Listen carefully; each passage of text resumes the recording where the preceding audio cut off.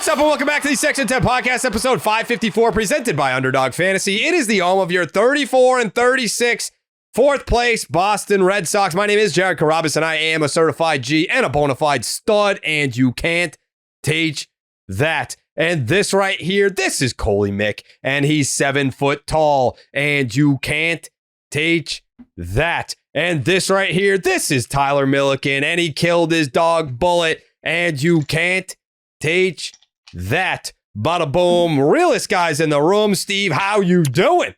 Ooh, what up, Section 10 in the building. In the mother fucking building. Brewed by Blue Moon. Suck one. Produced by Jake Yazzie. Fuck yeah. He's back. Let's go. Jake's back from Egypt. Cake is gone. Jake is back. 2 series wins in a row for the Sox. If we didn't learn anything from last year, it's that a series against the Yankees is the fire starter. Every time the Yankees come to town in June, one more time, Jake, one more time. Every time the Yankees come to town in June, they light the fire that reignites the flame of the Boston Red Sox. It's a series win against the Yankees. It's a series win against the Tampa Bay Rays. And those sad sons of bitches, the New York Yankees, are coming to town again this weekend, aren't they? Aren't they, Jake? Yeah. And what are we going to do? What are we going to do to them, Jake? I feel like you know what we're going to do? What are we going to do, Jake? We're gonna fucking sweep them, Jerry. We're gonna fucking sweep those New York Yankees. We're gonna do it for Jake. We're gonna do it for the 2025 Sox. We're gonna do it for Dave O'Brien, for Tom Caron, for Will Fleming, for Will Middlebrooks, for Jemai Webster, for Hogdale. Am I missing anybody? Did you say Lou? Lou Merlone. And for shout out to the Paw Sox, Lou Merlone. We love Devin him. Marrero. Swaggy D.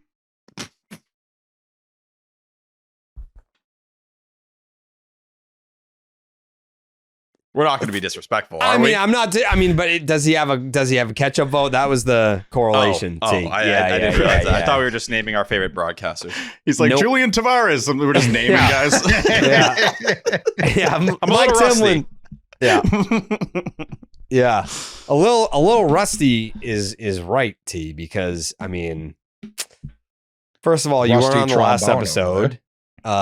Second of all, there was something missing after last night's game. Last night? And then I looked again tonight and it was missing again. It was written. It was up 10 seconds after your tweet. Was it up last night too? No, last night I didn't hit send. I'm going to be honest. Can I explain? Wait, no. Yeah. You just can't. You don't get to explain. Put the coup up. I didn't see that. I think I'm out on people explaining things. You're just out. You're out. Yeah, he didn't send a Taikus last night. Crazy. And then tonight, I'm like, is he protesting Taikus because Steve did the Taikus on the last episode, and I had to tweet at him to remind him, like, hey, where the fuck are the Taikus? And he's like, oh yeah, here it is. I forgot to hit send. You forgot to hit send 2 nights in a row, T? I did not 2 nights in a row. I had tonight's written completely. It was good to go. So you forgot last night? No, I didn't forget. All right, what happened? I'm going to be honest. I took too many muscle relaxers last night. And I was laying in bed and I kind of got to the point where I had a hard time like figuring out what was going on around me. I had no issue with Steve. Steve, I thought, was very honorable last podcast. I didn't want to do it. I didn't want to do it, Tyler. You pushed back, and when you did have to do it, you performed well. He did great, but like, do we have to intervene here? Is there like something going on with like the muscle relaxer thing? Yeah, you can't move, Tyler. Like he that's swapped off the Quaaludes. Yeah, my back's really bad. Like it's progressively getting worse. But then you're taking so many that you don't know what's going on around you. I took too many last night. You took so many that you can't write a haiku. That sounds honestly sick. If we're calling a spade, that sounds awesome. The real issue was I took the muscle relaxers and I took an edible. and then mixing those two together really fucked me up badly. Pluto. Yeah, I was I'm just on a picturing different planet. where are the loads? We need the Also, loads. Jerry, Steve, you're coming in red hot right now, brother. my bad. yeah, T, you're that- coming in a little hot. All right, Am volume I? check. I We good? apologize. No. Steve's coming in Just hot. pointing right This at is, T. this is my Am I normal coming in point. hot? No, No. you're good. You're good. Thank you. All right. So I think this begs the question everyone is kind of has on their mind right now. Did you write one for last night? Even though, okay, you did. It was written. It was already done. What Okay, so you language? wrote it, didn't send it. Tonight you wrote it, forgot to hit send. So we're good to do it then. Fully. It's on Twitter right now.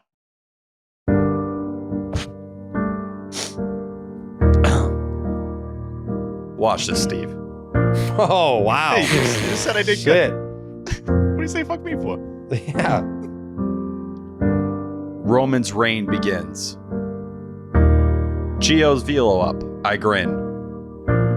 Weissert for the win.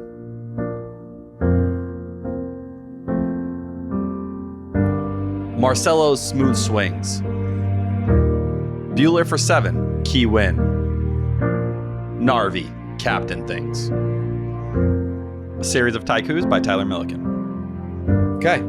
I like those. Those are good. I got heat. I'm still throwing. Yeah, no, you're I feel like you set the bar so high that like I really have to be blown away for it to be like a Taiku of the year, but those were good.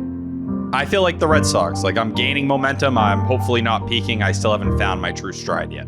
Yeah, you're doing amazing. I will say, I think overall this week, though, I've been a little slow on Red Sox Twitter. I've had a lot going on in my personal life. I apologize. Is everything Drug okay, T? addict. Is everything I am, yeah, that might be Taking it, a bunch honestly. of lewds every night. drug addict? It begins with an M. I don't, I got a lot monocarbon. going on. I'm so high. I thought you were about to. every It begins single with an day. M, rhymes with Partha. Methamphetamine. Rhymes with Rocaine. Like this guy's just on everything. It's weird because, like, I get up in the morning and it's bad, but I usually can get it going. But it's when I stop for the day. So I usually It pop still them right when sounds like the game drugs. starts. It still sounds like you're talking about drugs. There's something that's killing me about like I got a lot of personal stuff Yeah. going on. And I he's wake just up in taking the a ton of morning, I'm drugs. fine. Towards the afternoon, though, I get that itch.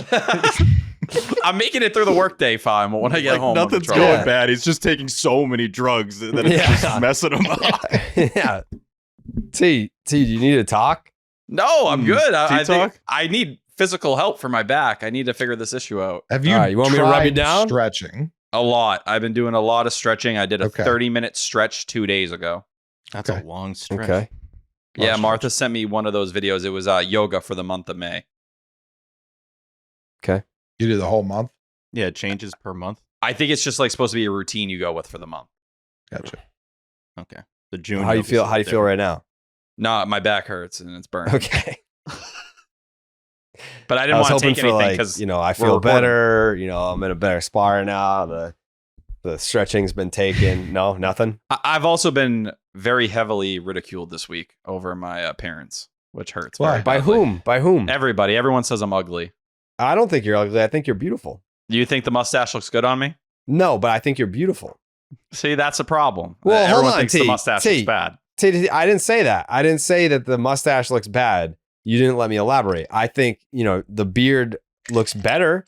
I think that you clean shaven with the mustache is jarring, but I also think it's boding well for your cameos. I mean, like I saw These you all cameos are quaaluded crazy. out on with the doing The the grind don't cameos. stop. Who Yeah, is I this know. man? I couldn't recognize you, T, but you still look beautiful for sure. Yeah, you look beautiful, T.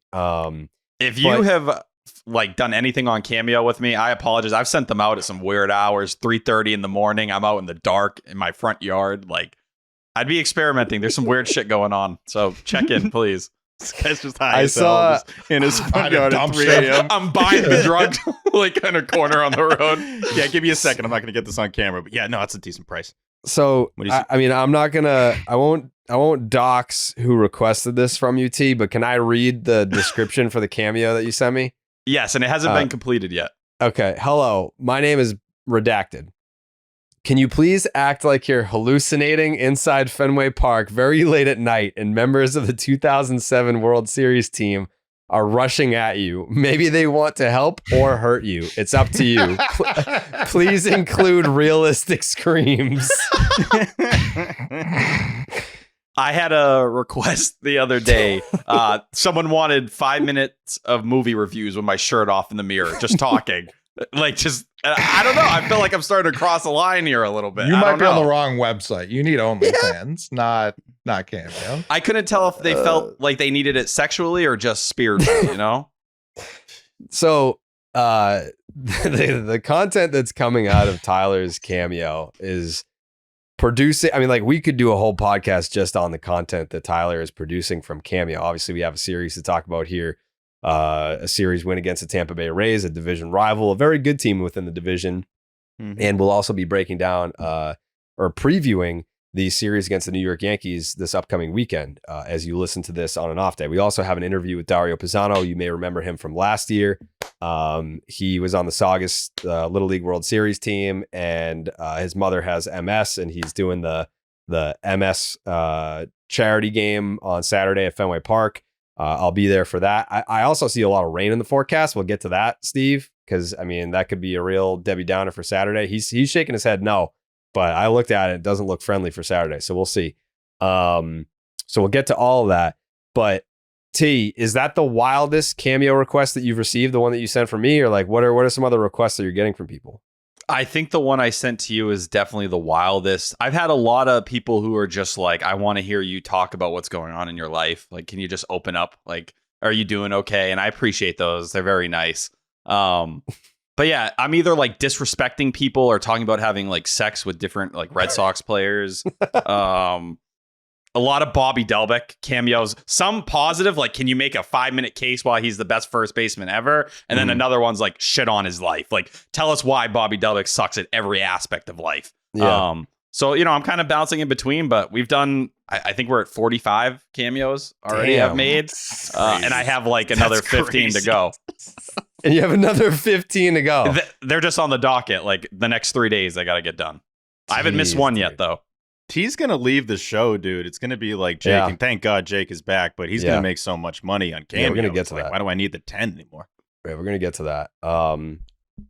But if you follow me on Twitter, you saw that we were just giving away that underdog goodness on Twitter because of Roman Anthony. I believe it was like $500 in bonus credits for every hit that he had on the night that he got his first hit. So it was an offer in his debut, but then he had the 2-run double in game 2 of the series, which won the game. So congratulations for everyone who took home those bonus credits with Underdog Fantasy. Make sure you sign up with the promo code Jared. That's JARED to get up to $1,000 in bonus credits and a special pick on Underdog. Underdog Fantasy promo code Jared. Yeah, Roman Anthony making sure a lot of people were feeling very loved on their Underdog Fantasy apps in game 2 of this series. But I think it would be crazy if we just kind of sat here and pretended like it was normal that Jake was here. Jake, what happened? Where have you been? Was it against your will? Were you on a sabbatical? Like, were you in Egypt? How much money did you make while you were gone? There's so many questions. Yeah, I mean, I'm not going to sugarcoat it. It was pretty brutal. Egypt is cool for a weekend, maybe a week, but once you start talking about a month, 2 months, feels like I've been there since February. It really starts wearing on you. Can't watch any Red Sox games. I was watching everything through Gamecast. Nesson 360 doesn't work in Egypt. Damn. So yeah, no, it was very much against my will, especially once the weeks turned into months, but just so pumped to be back. Were you able to listen or watch the podcast on YouTube? Like, what do you know about this Cake guy? And like, if you got to see any of it, like, what were your impressions of Cake? I tried to download the first episode that came out once I was there. It took like a week and a half. So I only heard Cake's first appearance. Guy sounded like he was the worst, but I wanted to ask you guys what you thought of him. He fucking sucked. T was a big fan. Yeah. T loved Cake. Yeah. A lot different than our relationship, Jake. Cake kind of understood me. Wow. Yeah, that makes sense. Yeah, I'm just glad Cake's gone. He was a real Debbie Downer piece of shit. Didn't really jive with anyone besides T. T, are you sad to see Cake go? Are you sad that Jake's back? That's kind of crazy to say. No, I'd never disrespect Jake, even though he doesn't like me. I love him, and I'll always fight for him to like me or care about me. It was just nice. Like, Cake didn't like me that much either, but it was just a little toned down compared to Jake's hatred. I think he hated you. Yeah, I think he said Well, that. Cake word was for a word. Yankees guy, so that's why Tyler kind of bonded with him over there. Yeah, Like, that's true. Yeah. Cake would just let me exist. Like, if I asked Jake like to agree with me on something, like he'll never agree. Like, Cake would just ignore me, and I'll take the ignoring over like telling me to fuck off. Yeah, that's fair. Question for T: have you, since you shaved the beard, have you shaved again? Like, are you keeping the clean shave look, or did you like you trimmed it and now you're just growing it back? Just the trim. That's all. I adjusted the mustache slightly because people said it was uneven after day one. It was tough at first. It looks better now. It looked a little weird. I wanted to do the little like sexy under the mustache thing, like that the classy people do. Yeah. But no, I haven't touched anything. I'm hoping the beard will be back by Monday. It won't be. Coley brought up a great point before we hit record to start the show. Coley, would you like to tell Tyler what he did wrong in this process? Yeah, like with everything with you, it's mostly right, but with just a couple gaps you got to fill in. Like you nailed it in the sense that like Passan said do it, there was no hesitation. You went right to the razor.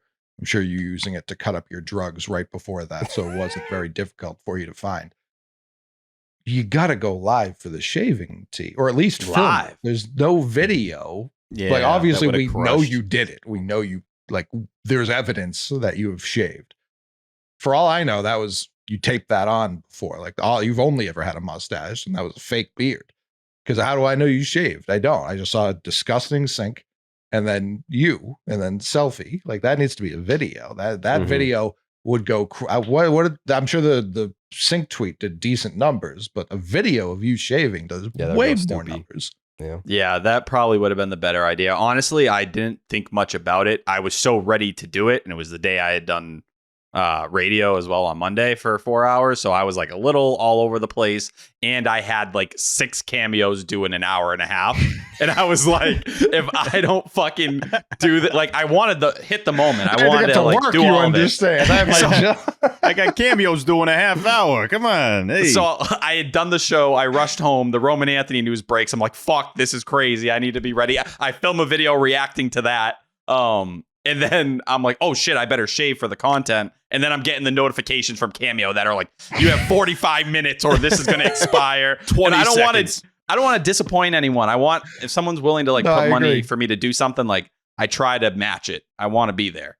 Yeah. So I wasn't perfect that day. It wasn't my finest day. No. It's like I said. I said you were drowning in cameos. It's become 45's another crazy. job. That's an impressive number, brother. I've really done is. 2. Let it 45. Yeah, I'm at like 7. T's got 45. That is 45. Impressive, dude. Mm-hmm. Thank you that to first everyone. image, T. I gotta say that first image, and this is. I got a couple things to say here, but first off, I didn't know. I was like, who is that? Because I was scrolling and I'm just like, what the fuck? Who is that guy? I didn't recognize you at all. Then I saw your handle. Secondly, and we talked about this before going on air, but Jeff not giving you a reply or even liking the tweet. Like Jeff Passan doesn't tweet much. It's one of my favorite things about him. You know that if he tweets, it has value. I didn't expect a quote tweet. That probably would have been asking too much, but even just a reply or something. Yeah. You shaved your whole beard and, you know, you did it and you didn't really probably want to do it and you still did it. Because, you know, you said on the show you were going to do it. So Passan, come on, brother. What are we doing? Listen, I'm not going to cry about it, but I just wanted the reply. I just wanted to say Jeff Passan responded to a tweet of mine. I feel like that's something you can kind of check off in your baseball media career. The more embarrassing part was everyone asking why I did it and then explaining why I did it. And then them looking to see the tweet from Jeff Passan and then be like, oh, he didn't respond to you. And then I had to be like, yeah, he doesn't give a fuck who I am. But still, you know, I did it for the bit. I will say to you, when you get the notification, I'm just saying out of experience here, when you get the notification that Jeff Passan replied to you, I then go to Twitter with one eye open because it's normally the biggest boom sauce you're ever going to see. So maybe not getting it is a good thing, but he roasts better than anybody else. So you probably would have got destroyed. But then it would have been a privilege. Coley. Outside of not replying to T, which is crazy, can we toss Passan for the Abe Toro disrespect? Because this guy, he comes on this program, he's like, watch out for the Orioles. Orioles fucking suck. Abe Toro sucks. Abe Toro's going to be starting in the All-Star game. Like, has this guy ever watched baseball before? I don't think he does. He does yard work and gets hit by trees. Yeah, he's too busy out in the yard being trapped, like you're saying, under red. Every time. I think we asked him that question, not this past appearance, but the appearance before. I think I asked the question, I've got my TV wall so I can watch the games and keep up with the rest of the league. Like, how do you do it? And he was like, I don't. He's like, So I do wonder how he does it, because you, for good reason, have like 20 TVs at this point and are watching all the games. Passan's definitely not watching all the games, but I feel like he's super knowledgeable on what's going on. Yeah. Maybe it's like Schefter, where it's just like you're mid-stroke and you get like a text message that you need to break a story. What the fuck? Jeff Passan has sex. He has children. Yeah. Did I say something crazy? They're grown. All right. Did he not have sex back when they were made? I'm assuming that he did, yes, but so those were probably like the Yahoo days. But it's been over a decade, and he's still reporting news. Apparently, every time that he sits in with us, I don't see any TV in the background. So no, just because the kids are out doesn't mean he's not fucking anymore. I suppose. Wait, but how did we get here? What does that have to do with? Just too busy fucking to watch baseball. Okay, just a lot of fucking. Okay, that's why I can't watch the games. Yeah, could be. I guess we don't know. 7 again. No, that's when I fuck. For 4 hours during those all the East Coast games, at least. Yep. Once the pitch clock got introduced, he was like, "Well, I'm never going to see it now. This is crazy. No chance. I used to catch the end of like a Sox Yankees game, but this is he's missing half the West Coast games now. It's crazy. It's too bad. The other thing too, T, a little bit of a not a critique, but I guess like a word of advice with this is that your I guess wager bet with Jeff Passan, you could have only lost. Like you should have been like, if he's called up by a certain date, I'll shave my beard. You just said if he's called up, like of course he was going to get called up eventually this year. Yeah, I didn't really think that one through. Yeah, you just basically agreed to shave your beard at some point. And you also didn't ask him to do something if the thing didn't. He wouldn't, though. He wouldn't do it. I'm not worthy enough for him to do something. There's something Tyler that you gets could have credit gotten for to this. do. I look at him even better after that, because he's not even thinking about the retaliation. He's like, yeah, I'll do it for the team. Yeah, no, I definitely give him credit for shaving his beard, but like we just didn't really think through the fact that it wasn't a bet. It was just like, yes, I'll shave my beard, Jeff Passan. It's what would like Jeff when do? He didn't even give you a reply. So like, exactly. What was he gonna do? Yeah, it's like when that guy went on Joe Rogan and he was like, "I'll bet this for a week of programming," and Joe Rogan's like, "You have nothing to offer me that is worth a week of my programming." Like, I feel like Jeff would say something very similar to me. That's also fair. That's a fair counter, but at least you tried. Listen, I'm a soldier. I go out there, I play, I post, I battle. Bad back and all. Bad back and all. Quaaludes and all. This guy is popping drugs. Dude's just putting up numbies on Cameo. And it's how many outstanding requests did you say you have? I think 15 more right now. 15. That's crazy. A Pedroia. That's crazy. Like I'll sit down and bang out like 3 at a time, and I'm like, I am exhausted. Yeah. I did 3 after our last recording, and I was like, I got to sleep a full day. And T's doing like 15 at a time. It's wild. The other thing is, I tweeted this the other day. I was like, 90% of my requests are like, hey, I got this, my best friend's a Yankee fan, talk shit to him. And I'm like, there's only so many ways that you can talk shit to a Yankee fan.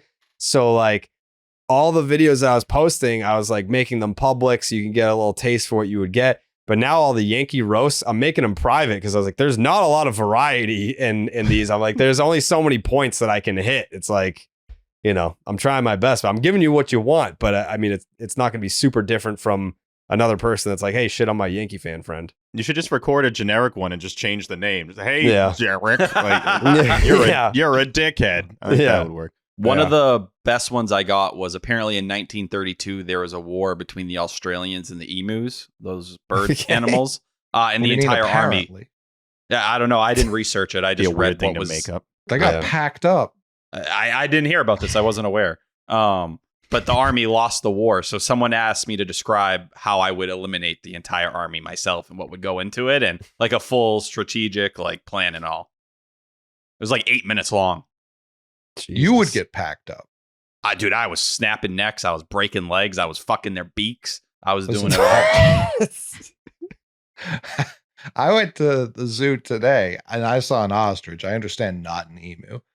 Those things are getting, science is getting those guys bigger than they used to be. They used to be like comically funny, but you could at least like lasso their head around if you wanted to. Not these guys. This guy should be on the Patriots, middle line. Yeah. They're like nice vultures, right? I don't know that vultures are often characterized as nice. So No, but like this is the nicer. I know version what you're saying. I don't know that ostriches are super nice. Like cowardice, maybe. Like they're fast. If I can access the bat bombs, I'm winning.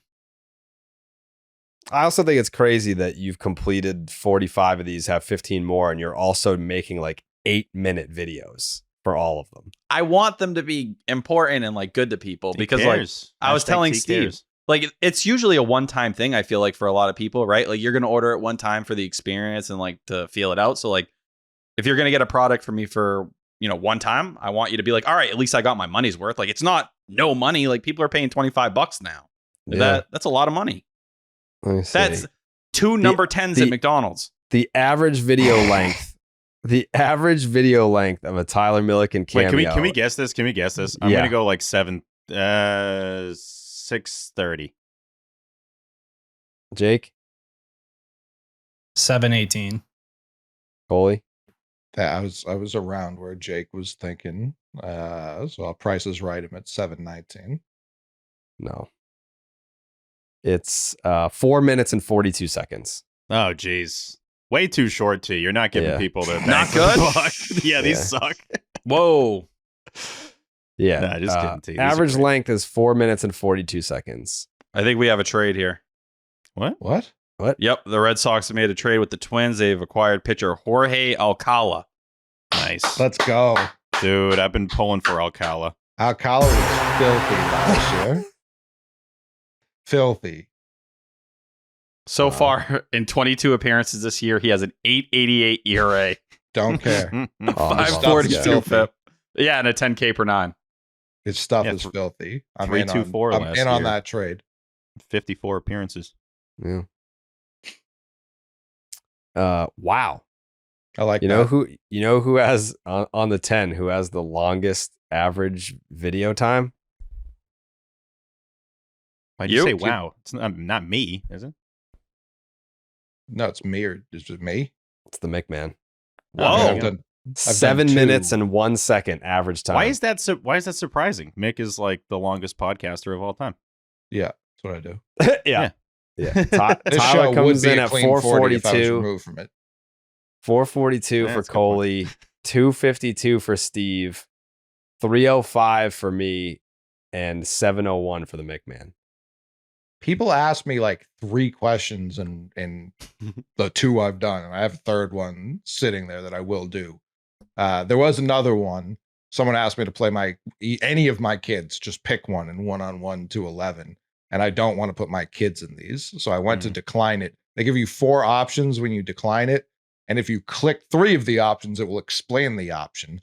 Obviously, I clicked those 3. And then I went back to click the 4th one. The 4th one gives no explanation. It just sends it back to that person to book it at a business price, which I did not want to do. So I just sent it to someone being like, hey, for $300, I'll play my kid in 1-on-1. All right.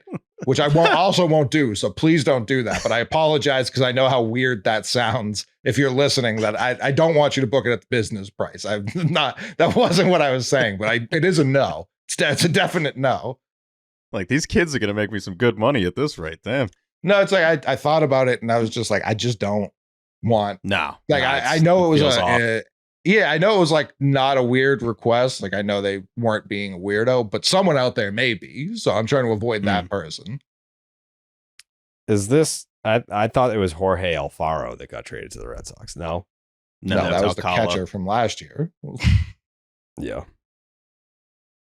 No, Alcala is sick. I don't know. Like the Twins have a lot of high leverage back end guys. Like I'm shocked they didn't move him in the winter. They probably would have got more for him. I'm all in on that. What do we give up to? Cash? I haven't even seen Andy the return. Lugo. Roman Oh. Anthony? Andy Lugo and Hunter Knoll.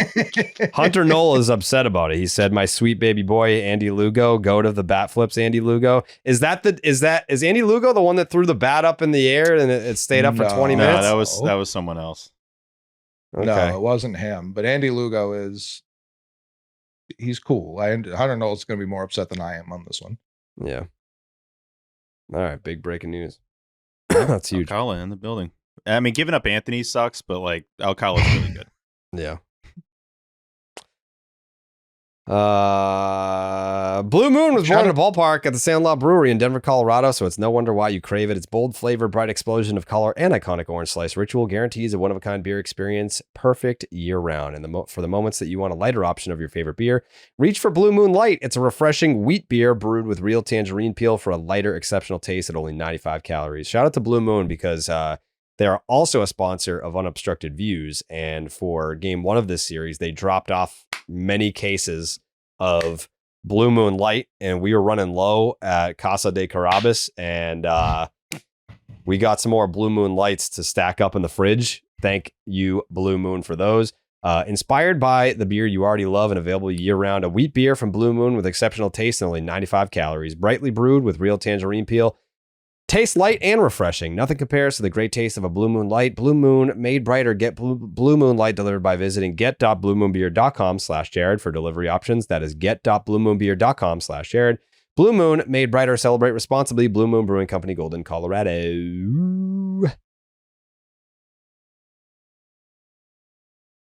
Suck one. Yeah, suck one. Yeah, big series against the Tampa Bay Rays. This was a very nice series win against a good team. Back-to-back series wins against good teams.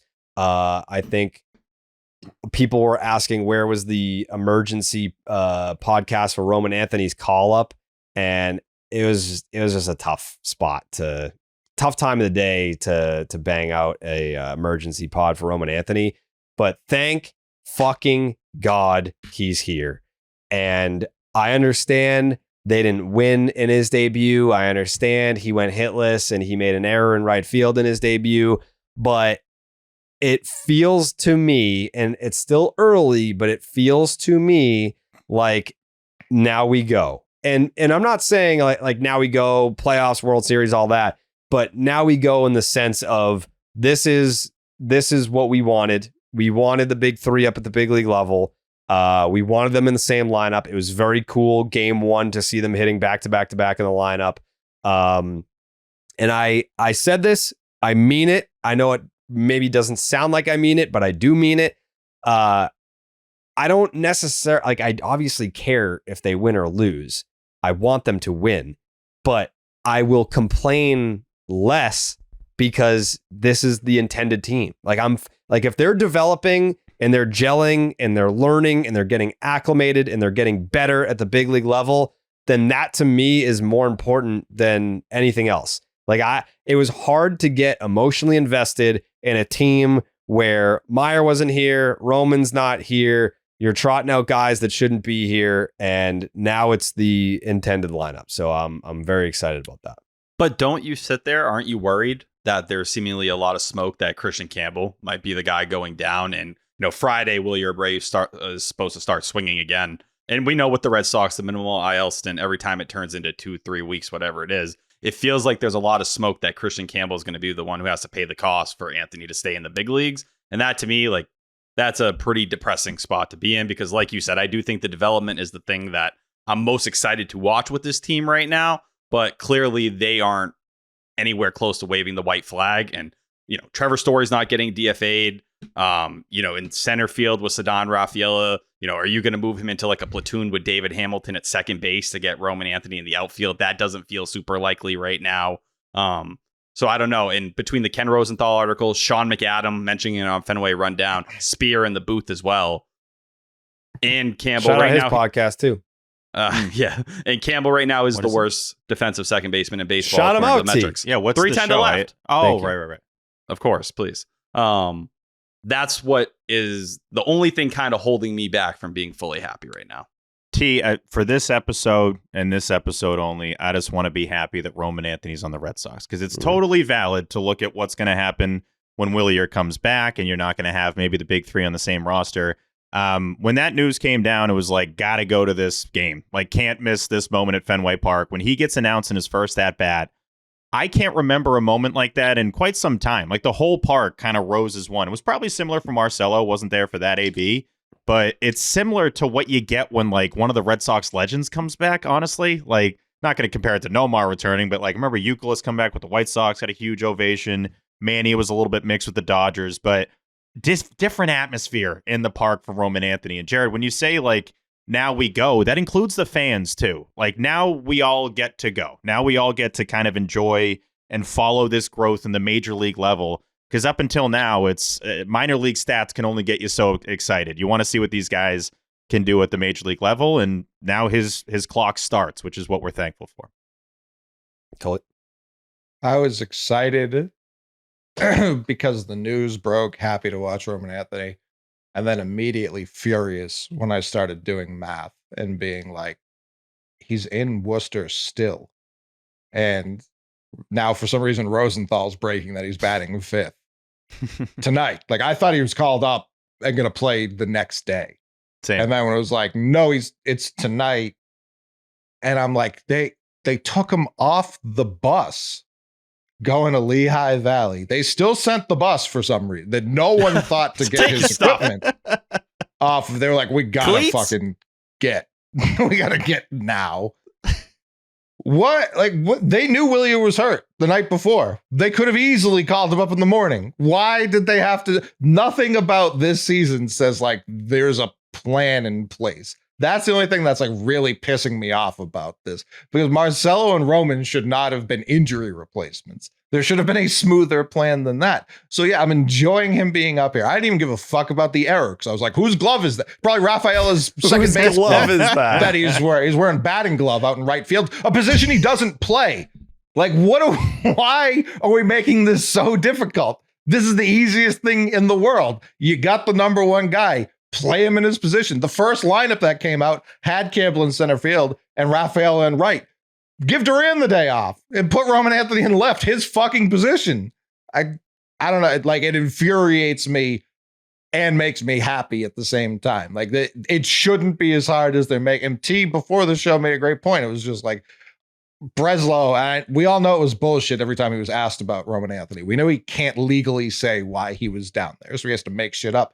But for him to be like, oh, he needs to learn how to hit a curveball, and then he's hitting fifth ahead of everyone else. Like, what are you doing? You look so dumb. You're like, Christian Campbell and Marcelo Meyer have been up here. Christian Campbell's been up here since the start of the year. Roman Anthony jumps him immediately without even knowing he was going to play in this game. And I think that's why, like, it's awesome that he's up here, but I can't help but not look ahead and try to figure out how this puzzle is going to work, because I don't think they even know. I think they're truly they're going to let it play out the next couple weeks and hope that an answer or an injury figures it out for them. And that's what they did with this, because they're willing to, like, gather talent. It's just like the Devers and Bregman thing to some degree, where they're like, we don't care, get the talent in the door, we'll figure it out afterwards. Well, guess what? When you do that a lot of the times, it doesn't work too great when you actually have to force, a square peg into a round hole.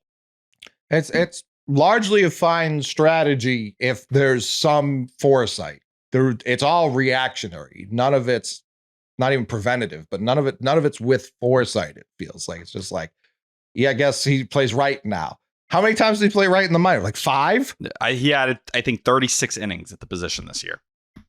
And he was coming off a lot of appearances in left, right? I think they were consistently playing him in left. Like, okay, that's where you guys want him, 3 days a week. 3 days. Then he comes up and he's not playing there. Now, I think from Cora's perspective, especially how he's answered the questions in the press conferences, I think he's just thankful he's here.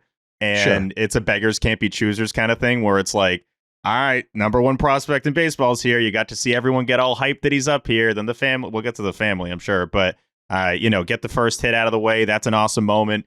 And then not going to send him back down to the minors, because that's going to be a whole, that makes you look terrible. So I'm sure Cora's thankful he's just up here.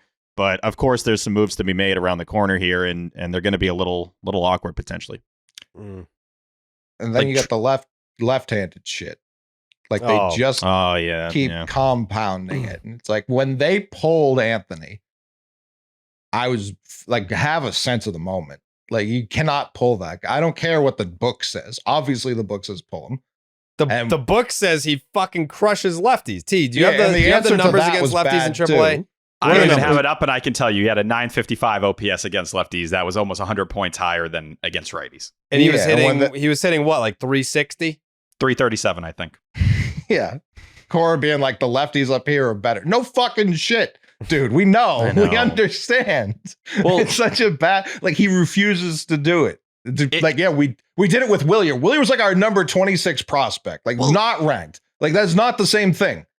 And on top of it, it's just not a black and white issue, right? Like, if you talk Race Marcelo has nothing Meyer, to do with it. I agree. No, everyone there is white. if you talk about Marcelo Meyer, like Marcelo Meyer was a guy who probably could have used some more time at AAA if you were just looking at it before he got to the big leagues. He had an under 700 OPS against lefties. All right, that's a guy that, you know, he came up because of injury. You're going to kind of feel it out, get him comfortable, let it happen. I can understand if you're going to put Romy Gonzalez in, and credit to Romy. He showed up and done the damn thing in those spots. And so has Rob Refsnyder. But for Roman Anthony, it shouldn't be, oh, he's automatically sitting against lefties. Let him face a lefty and see where it goes. Or if he's hot and smashing righties, just like Marcelo Meyer tonight, I'd be like, guess what? You earned a start against a lefty. If you're showing me you can do it and you're hot and you're handling it, let me throw more on your plate. I'm willing to do those things. For Cora, it just seems like there's not much give on this subject. And that's why I think with Jarren Duran, it felt like it went on for way too long. For Tristan Casas, it felt like it went on way too long. For Willier Abreu at times, like, where, and I'm not telling you Tristan Casas this year. I'm telling you even in his rookie season when it was like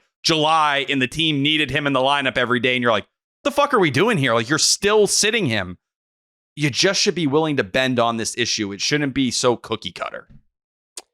I had tweeted out this morning, I hate that Roman Anthony and Marcelo Meyer won't be getting opportunities early on against lefties. I hate it. It's a developmental year. Let them develop. And then the replies were, so then why don't you call it your boy Cora? Why don't you call him out? I'm not completely convinced that this is Cora and Cora alone. I don't know if that's his jurisdiction I'm sure he can further the narrative and be passing along the front office's propaganda. But ultimately, isn't that Breslow's call to be like, here's the lineup? How many other major league organizations does the lineup get handed down from up top? And it's like, this is the lineup. You're running with it. So if Meyer and Anthony right now are not facing lefties, don't you think Breslow and his underlings would be able to override that if they felt differently? I think the issue is that Cora has shown and always been strong on this issue going back to the Devers days. Like where he was like, listen, Eduardo Nunez is coming in the game and this is what it is. We're going to do it in the World Series. We don't care if you like it or not. I think this is just Cora's kind of stance on it. And I think when you're paying him to be the third highest paid manager in the sport, I do think the lineup is mostly him. Is there input? Sure. But I think they let Cora handle a majority of that. But I mean, we're talking about the number one prospect in baseball, and you're just, and who has outstanding numbers against left-handed pitching in AAA, and you're just not going to give him the opportunity to prove that he can't do it. I mean, he's also, to be fair to Cora, it's been 3 games, and I do believe he faced a lefty before he pulled him in the previous Clevenger that. Fucking smoked him on a breaking ball. And Cora said after the game that if the game was still tied and they weren't losing, he was going to keep Anthony in. He only went to Refsnyder because they were losing in that moment. And he felt like it was like, pull all your tricks out now to keep the game going. A part of that does suck is that even if, like, now these guys are going to know that that's a talking point, and Cora said he's had the conversation with Marcelo and Roman Anthony already. So these guys will know if they face a lefty, it's like, well, I better do well or else I'm just never getting lefties anymore. Like, that part sucks too. I don't care if Roman sucks out of the gate against lefties, regardless of whatever the minor league stats were. You got to let him grow up. Like, you got to let him go through the growing pains at the major league level. That's a whole part of this season. So if you're going to just right out of the gate prevent him from doing that, it does feel odd. Well, there's also no pressure on Cora to win right now. I know he wants to. I want to. We all want to. But you just got the contract extension, and half of your lineup on a nightly basis is rookies. Well, and then another half of the other half are second-year guys. So it's not like anyone's like, oh, this veteran team needs to produce. No, that's not it at all. Everyone will be perfectly content watching young guys struggle and build, because that's going to pay dividends in the long run. Well, especially with Bregman out. And until with that gap, it's like, dude, we understand the situation. Like, if you guys aren't, continuing to climb, even though they have 3 games back, I think right now. I'd almost, I agree with you, but I'd almost say, like, when he's in there, it's even more of a reason to play them, because you have him making up for what you think they're going to lack. Yeah, it would balance it out. But still, it's I don't think anyone looks at this roster as it stands right now. You just look at the lineup. When T's tweeting it out every night, I'm like, damn, it just reminds me, this is a rookie lineup. There are so many young guys that they're putting out there every single night. So if you lose some games and have some growing pains, I didn't even really hate that Roman missed the ball. Like he knows he shouldn't miss the ball. And he said that in the post-game presser. He's like, I've had that 1,000 times. Like, I can't miss that. That's okay. That's just part of growing up. And the play sucks in that situation. But big league debut his at big league Fenway debut where he Park got in not called his up like natural last position. second. He Gets called up didn't warm last up. second. He didn't get any fly balls out in right field. I don't think he took batting practice. If he did, it was very short, and it was probably in the cages in the back. So, like, yeah, him doing anything, like him almost killing Shane Baz, was super impressive to me. That was the highlight of the night. It was the hardest hit ball in the entire game. I mean, he's in the dugout. You got 1,000 mics in his face. It's like, what is he supposed to do in the game? I honestly expected him to do nothing just because of, as a human, that was so many emotions to go through. Crazy. Leading up to just the first at bat. And he still, I just love how he keeps his composure. He's just a chill dude. And we got a sense of that in Portland when we interviewed him on the 10. But the entire day, it just seemed like he was level-headed, even though he's got to be spinning when that's going on. Marcelo, too. I think both of them, man. They're come chill, off. bro. Like, I love Tristan. I talk about Casas all the time. I get it. Wait, what? No, Do you listen, really? right? Whoa. But when I do listen to them speak, there are certain times where you're like, man, they know how to say the right thing at every point. They're not causing anything. There's no drama. And there's times where he stepped in it, right? Yeah. And like, that's something you do notice with them. It's like, fuck, man, whatever their media trading is, it's way better than what he went through. But I do want to highlight. Knock it off. I need him to stop it because he's so much cooler than that. I think he's going to grow into it. You said when you get up here, don't change a bit. And I'm not saying he's changing. I think he's more reserved. Another thing that stands out very prominently is that when he hit those 2 home runs, he didn't give a fuck. And when he, yeah, like he hit the home runs, he put on the wall he had, and he was like, whatever, dude. Like, you know, let me know when we win the game. And then even when they won the game, he was just like, yeah, I don't know, just did the best. Jemai's asking him the question. You would think that he's almost like a little bit nervous is the wrong word. I'm saying like whoever would be in that position would come across as maybe a little bit nervous. And nothing against Christian Campbell, but he doesn't seem super comfy in those interviews. And that's okay. You're a rookie. But when Marcelo gets put in that spot, he's just like, yeah, man, you know, we're just playing ball. We show up every night. Like the coaches have me ready to go and hit a couple bombs, help the boys win. Like that's what you're going to get from him every single time. Even his home run shot. He's got that Xander in him. Doop, doop, doop. I love how he trots the bases. Just like, yep, that's a home run. That counts. Like nothing big. It's all good. I think he's the coolest player I've ever seen on the Red Sox. Like 1-1. Whoa. Wow. When your manager basically came in after the game, he's like, yeah, he could play first base. He's never even played over there before, but he'd be friggin' nasty at it. You're like, all right, yeah. Like even Cora has to tip his cap to him. I didn't even bat an eye to that, by the way. I pictured him at first. I'm like, yeah, he'd be good. He'd get pick it done. Yeah, he'd pick it, toss in the grab. All right, I'm coming up this inning. Like that's probably how he'd handle it. It'd be a waste. He's been so filthy at third. Like I know. He's been better than Bregman at third, and Bregman was great. Like we've upgraded at third baseman twice this year. Yeah, just keep Breggy off the right. Breggy sucks. Like we should probably keep him. Put him at first off this team. Yeah, I know Coley said we want to keep it positive, but like, what do they do when Bregman comes back? I haven't wanted to think of it because it'll make your head explode. You probably should have the Campbell first base combo again, right? Or are you going to platoon Abraham Torres is your second best player. What are you talking about? We'll see where we are at that point in time. How many weeks in a row am I going to hear that? Listen, I acknowledge Toro. I love what he's doing right now. Let's see what it looks like a month from now. Yeah. Is that so wrong to say? Is that so mean? It's almost like you're betting on his decline instead of his ascension. No, listen, the guy has a 154 WRC plus. I'm paying my respects, but you know, ups and downs happen. You don't know what it looks like in a month. You know what T's doing? He's using the numbers from his career to probably pan out what it's going to look like. But this could be the best year of Abraham Toro's life, and let's just root for that. I compared the only year he's played at Fenway. True.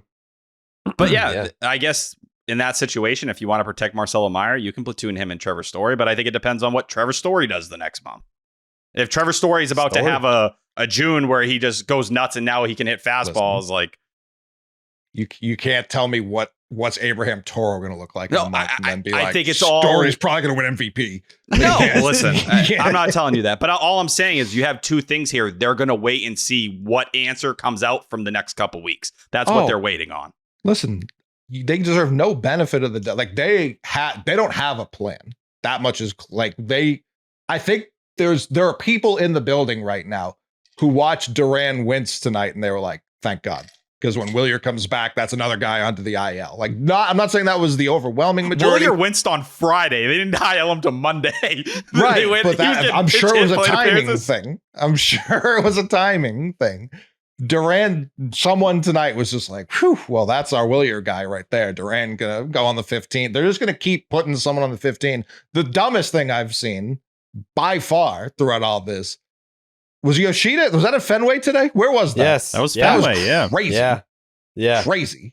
I was hoping that's where you were going, because if you said something else, I was going to be like, actually, it was when they had Yoshida out on the field just hammering baseballs off the wall. Never felt better, Skip. Yeah. He can hit.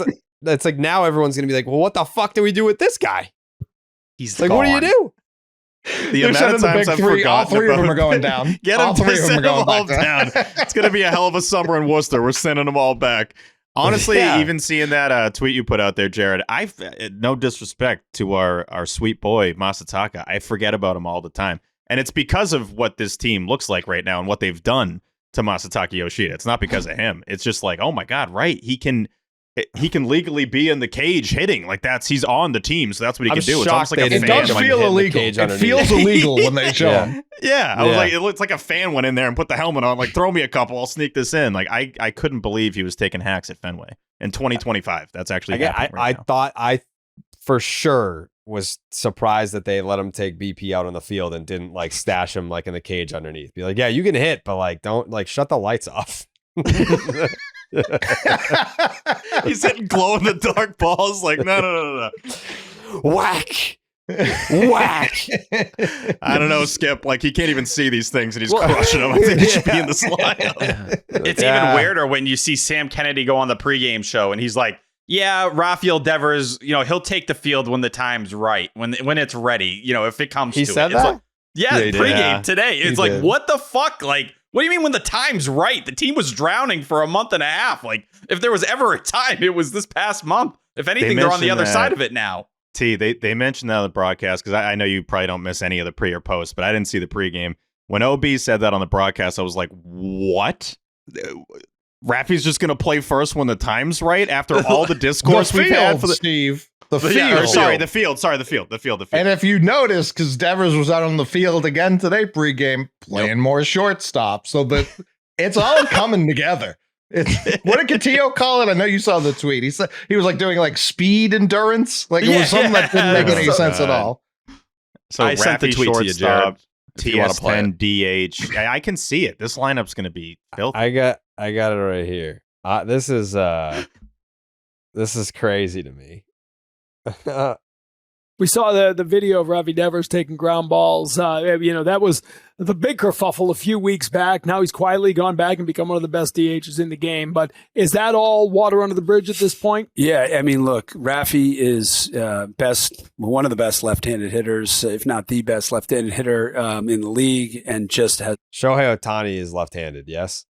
Unless he meant American League. Technically, he was been elite, and we need him to continue performing at the highest possible level. And good to see him taking ground balls. And we know that when the time is right, if we need him, he'll be there. But yeah, we're focused on winning games and keep him raking in that lineup, and we should be just okay. So when the time is right. We know that when we need him, he'll be there to play the field. So when they were like 5 games under 500 and Alex Bregman was on the injured list. Cancel this guy right now. This might be your last podcast. Dropped the R&D. That might be it. I feel like that was a time where the Red Sox needed him. And I'm not saying, like, to me, go piggyback off what TC said. I think it is water under the bridge at this point. Like, I'm not mad about it. I'm not like, man, why the fuck isn't Raffy out there? I've completely moved on. Like, he's the DH. It is what it is. But it no, just becomes, it becomes awkward. It becomes Dude. awkward now when you see Masataka Yoshida taking BP at Fenway, and you're like, oh, fuck, I forgot about this guy. I forgot. We got too many guys. The way that Sam answered that question and when the Raffy part happened, being like basically 80% through his line, it's like you're asking your buddy, like, how was last night, man? Like, what were you up to? Nothing crazy, man. Went out, had a couple drinks. We ordered a couple pizzas at the house. I think I ran a guy over on our way home. But yeah, no, it was pretty chill. It's like he dropped a bomb there at the end, and it's like, yeah, okay. It's like, do we know what's happened the last couple months? That's been the talking point. I've actually loved that it hasn't been the talking point recently. Yeah, it's been a breath of fresh air that we haven't had to talk about it, and now it's what, Jake, cut that. What's going on? I don't even want that getting out into the ether any more than it already has today. I don't need this being a story again. If he's gonna DH, then let him DH. Like, where the fuck? I mean, if you have Marcelo Meyer is your third baseman, Abraham Toro has been one of your most productive players who can play first base and third base. You got Romy Gonzalez, who has been great against lefties playing first base. Christian Campbell, a little bit different case. That's okay because there's other guys you can move around. You got David Hamilton, who has offered you pretty much nothing this year. Absolute nothing burger against righties and lefties. The numbers are as horrid as doesn't matter who he's facing. Tell Cora. And then you have Yoshida taking hacks.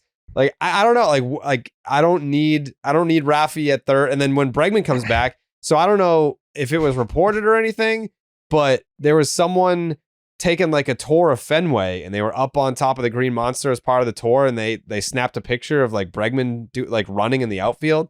Like, we're there, right? So like, it can't be like that far away to where like we need to look at other options. I don't know, man. Like, they have too many guys. Too many dudes. They got too many guys. They got a petition for like a 12-player like fielding setup. I don't know what they're gonna do. They need to study how the Dodgers get away with it, because the Dodgers play 75 guys a year. They just figure it out. They just snap someone's knee whenever they need to. Like, oh, you need to go on the IL for a month. Lux, bang. That's it. Like, we got to make room here. They just got to hide a couple guys. Like, hide someone in the triangle. You can hide someone in the triangle. Like, that's so far away. Umps aren't going to see that. They got to start looking into it. Hide someone in the monster. They can do this. Yeah. There are only two storylines that like the writers of this team are able to carry right now. It's because coming into this series, it was still, and I don't follow everyone. I see Catillo talking about there are still guys in the clubhouse mad at Raffy Devers. Like, that was before game one. Like, while Anthony's getting called up, he's still saying that.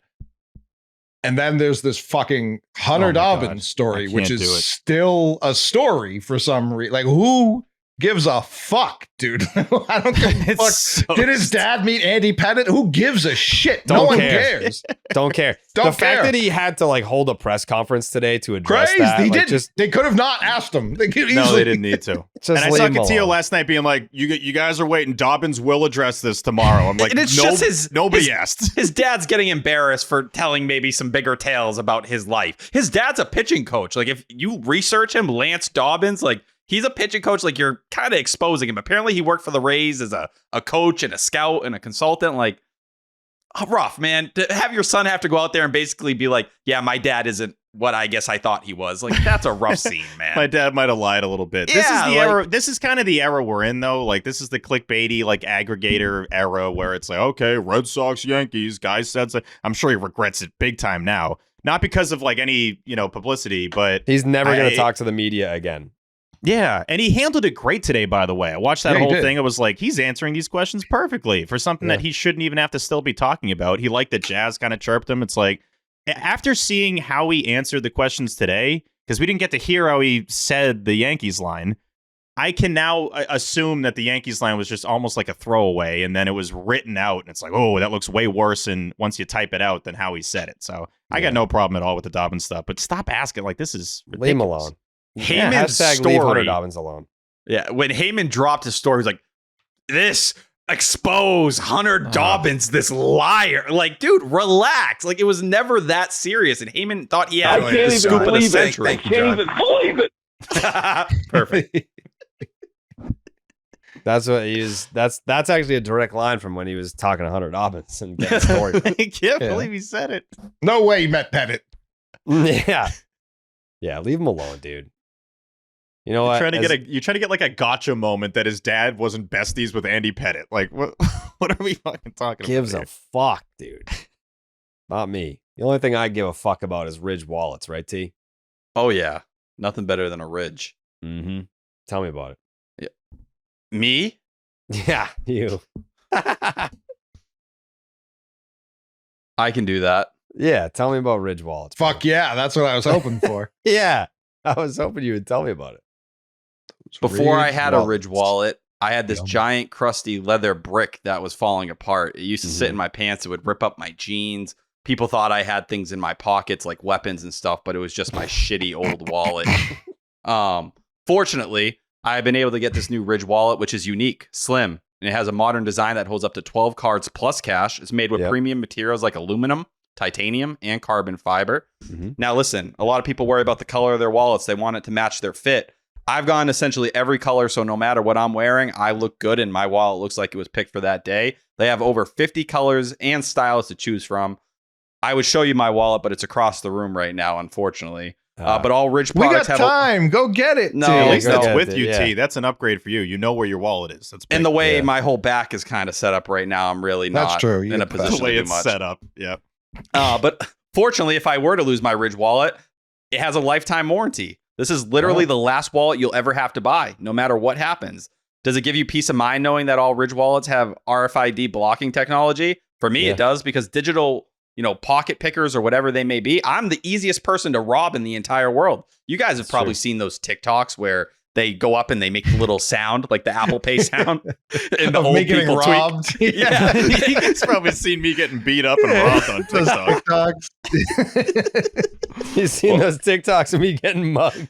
Just shaken down at They gunpoint. pop up every week, right, on your feed? Yeah.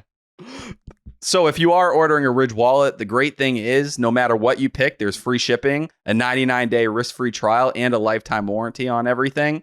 I had forgot it was Father's Day this weekend because mine's dead. But since it is this Oh. weekend, Ridge is having a huge sale. Get up to 40% off your order at ridge.com/section10. Just head to ridge.com/section10 to find the perfect gift for dad or yourself. When you check out, they'll ask where you heard about them. Please support our show and tell them we sent you. Give dad the upgrade, or mom. Some people treat Father's Day like Mother's Day. Yeah. Give them the upgrade you deserve. Or they deserve.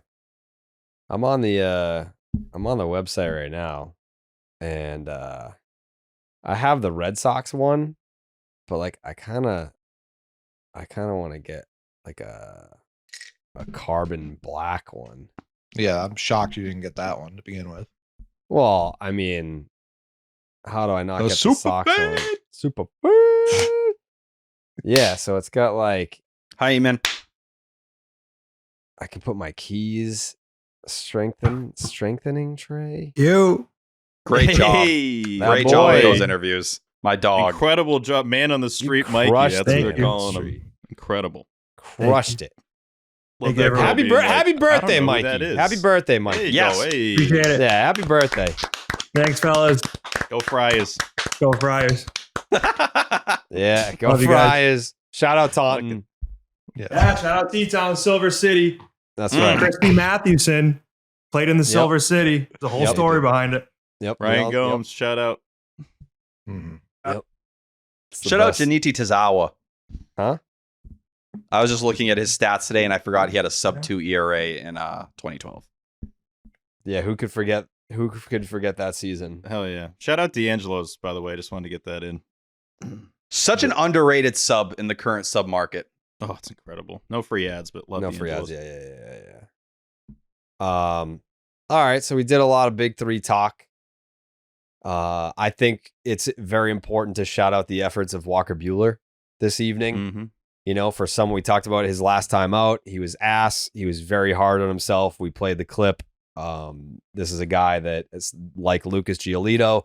They were both ass, and they both followed it up with a very good outing tonight for Walker Buehler. It was 7 innings, 3 earned, 7 Ks, and a very much needed 7 innings from a Red Sox bullpen standpoint, like these guys, fucking Robert Andino, Brendan Bernardino, having the night that he had in the first game of this series, firing his glove down the tunnel. I mean, the guy pitches every goddamn night. Like, give this guy a break.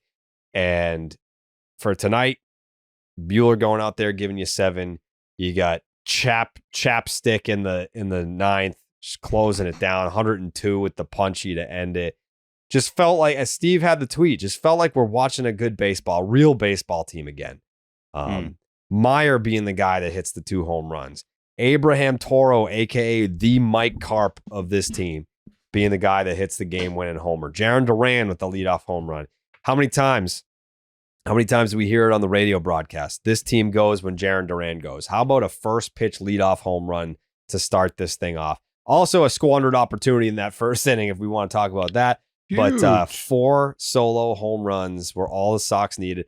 Very seldom do we see the Red Sox score, 4 runs and win the game. But you go out there, you win a 3-1 ball game, you win a 4-3 ball game. That's beautiful. Like the Red Sox going out there, winning a 1-run ball game, not losing, winning a 1-run ball game. It's beautiful. Like, I think that's the stupidest part of this series is we finally have the big 3 up, and the offense was dog shit for 3 straight games. Yeah. Dog shit? I don't know if it was dog shit. 3 runs and 4 runs. I know. They And put up 8 in game 1. 23 with runners in scoring position game 1. What was to be fair, there was extras. No, that doesn't help. They were bad then too. What was it? I've seen a lot of people make that point. Like, yeah, they continued to be bad. I thought the first game was kind of a representation of a lot of the things that haven't been great. Brian Bayo, he was way better than his line was between Duran's bobble, Roman Anthony letting the ball roll by him. Even the 1 run he also gave up earlier in the game was an infield single that skipped over Marcelo Myers, had like nothing you can do about it. Bad BABIP luck. Like the fact that you got 3 starters to give you at least 6 innings like this, that's incredible. I think going back, it had been April 21st to the second game where the Red Sox had only used 3 pitchers in a non-Garrett Crochet start. So like that's how long it had been since you had an efficient night like that. And you heard Corey after the game, he's like, we're getting to the point where guys are green again. They're going to be fresh. And I think that's the most important thing because Justin Slayton, nowhere near coming back. Your bullpen's thrown the 5th most innings in baseball. Bernardino's given up a run in 4 straight outings. I think we're seeing what happened to him in July last year happen already. And they ran him into the ground. And you can argue they got Penrod and they got, Penrod and Murphy coming back. Yeah, now him as well. Kind of all in the mix. Giovanni Morant, even like finally we're seeing him move up through the minor leagues too. So there's lefty options coming, but the fact that your rotation's doing something, which is 24th in all of baseball right now in ERA, that's what they need to push them. The offense has shown up. The offense has been showing up. Really, you can at least point to the Angels series. You can maybe even go back to the Braves, but credit to them, man. They're hitting. The ball's carrying. It's June now. I think it's just getting the rotation to be consistent and eat innings. The Diaz home run today, I thought was like a foul off. Me too. Off of first. When I looked at my phone when I saw him hit it, and I went, well, I'm going to wait for the next pitch. And I saw Castillo say 2-run home run. I was like, how far behind am I? And then it was the ball I was watching. I couldn't believe it. I looked back down at my phone and then he's like, and it's gone. Like home run gone? Like, or is it just like out of the park foul? I couldn't believe that was a home run. To the point where I'm like, Buehler, it's fine. Those don't count.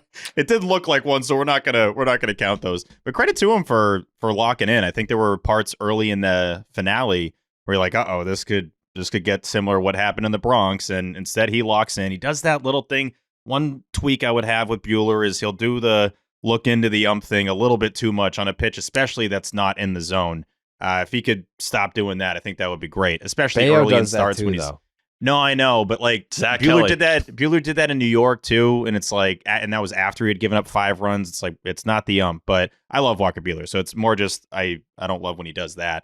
But no, with the Red Sox right now, and not just to simplify this as a baseball thing, but they need to find ways to win, and that's what they did in this series. They've been finding way too many ways to lose for this entire season, but winning 1-run games. I was looking it up because it didn't feel like they scored late in the last 2 games, and they didn't. From the 6th inning on, they had 1 total run tonight and last night, and they gave up no runs from the 6th inning on tonight and last night. So they won both of those. Credit to the bullpen and the starters there for 8 shutout innings to close out these last 2 wins and the wins of the series. So they just got to find ways to win. And for the first time in a long time, and I know like summer being back helps too. The park is full. The vibes kind of get amplified a little bit. It just feels like they look like a real team, and it hadn't been like that for a couple months.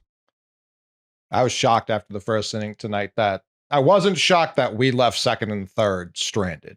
I was shocked when the Rays only put 1 across. That Couldn't was believe shocking to me. Because when you look at this series, it isn't much different than what we've seen all year at all. Like there were mistakes when Weissert didn't get that dribbler, and all of a sudden was it bases loaded there in the 8th? Bases loaded when he didn't get that dribbler. Toro threw it to him, which was also crazy. Like, just eat it at that point. You know you're not getting him. I was shocked the Rays didn't score on that play. And then for Greg to punch him out, it was just like, okay, yeah, this is the little tweaks where it's just like, typically we end up being down 2 runs here. We don't even get a tied in the 8th because they just take the lead. So it's the little tweaks. Yesterday wasn't perfect either. Anthony drives in the 2 immediately, and that's it. You win with off of that hit. Trevor obviously drills one. I'm not trying to take that away from him, but these games weren't much different. Game 1, we've seen them win that game. We've seen them lose that game. Like that.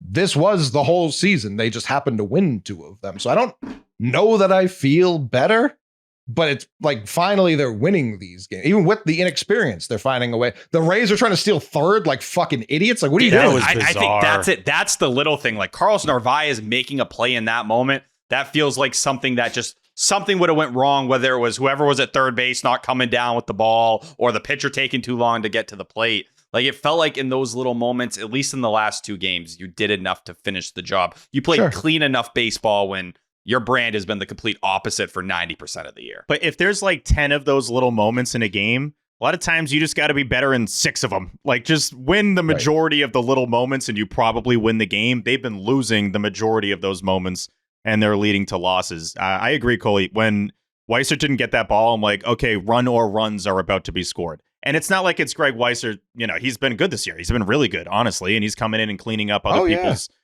troubles. So I'm not, it's not anything against him, but that's the kind of ball there where it's like you can already see it in the highlight of up. And then this led to the ball off the monster and the bases are cleared and the Red Sox lose the series. So, you got to take the little wins when you get them. The Rays did the dumb thing. Like surprisingly. If they don't steal in that spot, the run scores on that grounder. Like that is a tied ball game at that point. They made the mistake that you have been making all year. And I think that's the refreshing part. You're not the idiot for once. Infield might be in, but I see your point. Like, I just mean the mistake to cost you. Doing a dumb mental error. Right. Doing too much. Throw home and it would just like go into the stands and 2 runs would score. But yesterday, Giolito tries to pick off a guy on second for some reason. Chucks the ball in the outfield. Oh my God, can we stop doing that? It never works. Bernardino had 4 errors is crazy, dude. Do you think they're having meetings of like, guys, tonight it's going to, we're doing it. We're doing it tonight. No, shut up. It's going to work tonight. We're going to run the pickoff play at second base again. Someone did it. They got someone like the first week of the season. I can't remember. I don't remember who it was on the mound. And I think was ever it against since then, Texas? Yeah, it felt like it, right? Was it one of those Bochy should have like he was like deciding whether or not he should challenge it and inspired on him? Yeah. They got someone the first week of the season and they're in love with the move now. They're like, we're going to get him every time. And they have not come close since. No, well, it's also like breaking news. You got Christian Campbell at second. Like we just want him to make routine plays right now. Now you're doing a complete 180 and humming a ball at him. Like it's not going to work. It ends up in center. Rafaela's got to be like, stop doing that, please. I'm sick of fielding these wild throws. Well, that play on Monday night with Campbell, where it was a fucking like 8-6-2-4 put out. The classic. I don't even remember which one you're talking about. The infield fly play, right? Yeah. Oh, yeah, right. Nobody knew the rules at all. No chance. Yeah. I don't think I even knew what was going on. Imagine being on a baseball broadcast for that and being like, I don't fucking know. Let's call it out to the rules department. Story thinks he gets the force at third. His throw brings Christian Campbell into the runner. I think it was Aranda at second. It's like nobody had any idea. And those it became a tag play, and it just so happened that the throw took his glove into the runner, so he was forced to tag the runner, which is how they got the out because it was no longer a force play at second base. I think we still got to do a better job with the umps and the mics, because I was at that game and everyone's like, we have no idea what's going on. They were talking for a good 5 minutes. Both managers are like, well, yeah, so what's this? Because I have no clue either. And then he's just play ball. It's like, okay, I have no clue what that means. Thanks. No, not great, but they turned the double play. So I know. And that was the plan. It was heads up play Yeah. with Marcelo. yes, he He smart was the at it. only guy who knew what was going on, which is alarming because he was the youngest person involved in the play. He's good. Besides Campbell, I guess, who Thought made he a was tag younger than play that Campbell. he What's the didn't difference really. in their age? Is Not a lot. I think they're They the gotta same be close. age. They're both 22, right? Yeah, I believe. Because and then you have Anthony, who's a year younger. Yeah. Yeah. 02. Oh, yeah, when both they 22. when they tweeted out the Red Sox lineup from the day Anthony was born, I was like, what are you Yeah. doing? How dare you? Yeah, I know. that I was didn't realize kinda all crazy. 4 had been won in his lifetime. That makes me feel better about someone I already felt really good about. Yeah. I mean, what was even more heartbreaking was when I quote tweeted that lineup from the day that he was born in 2004, and people that follow us were replying, being like, "Who the fuck is Crespo? Who's Reese? Daubach? Who's that?" The lineup. He was born on May 13th, 2004. It was Johnny Damon in center, Bellhorn at third, Ortiz at DH, Manny in left, Veritek behind the dish, Kevin Millar in right field. That must have been when Trot got hurt. And then Daubach at first, Cesar Crespo at second base, and Pokey Reese at shortstop because Nomar was hurt. And they had a couple, like Bill Miller's not there. Yeah. I have no, just being completely honest, I have no recollection of Daubach being there in 04. I thought he was done with I us remember by then. we did a segment on the show about that like last year or whenever it was, where it's like, wait, Brian Daubach got a ring with the Red Sox? You could have got me with that one. And he Yeah, was one of my favorite absolutely. players of the role Bellhorn guys. at third. That's what I'm saying. Yeah, Bellhorn should have been at second, and Pokey should have been at second. Neither of them were at second. Brian Daubach. I mean, yeah, that was a surprise to me. I didn't realize Dauber was on the 04 squad. I thought No he was idea. long gone. Like in my brain, 30 games. Yeah, 30. He was with the White Sox the year before. So he came up as a 26-year-old with the Marlins. And then the following season, as a 27-year-old, was the Red Sox until 2002. Had a random season with the White Sox in 2003. Came back to the Sox for 30 games in 04. Had 15 games with the Mets in 05, and then was done. Shout out Dauber. Dude, he in 1999 for the Red Sox, he was 4th in Rookie of the Year voting, hit 294 with a 921 OPS. He had Pretty good. 4 straight years with the Sox of 20 plus homers. He was an 829 OPS guy in 5 years with the Sox. He was a good player. Oh, he was the best. What happened when he got to Chicago?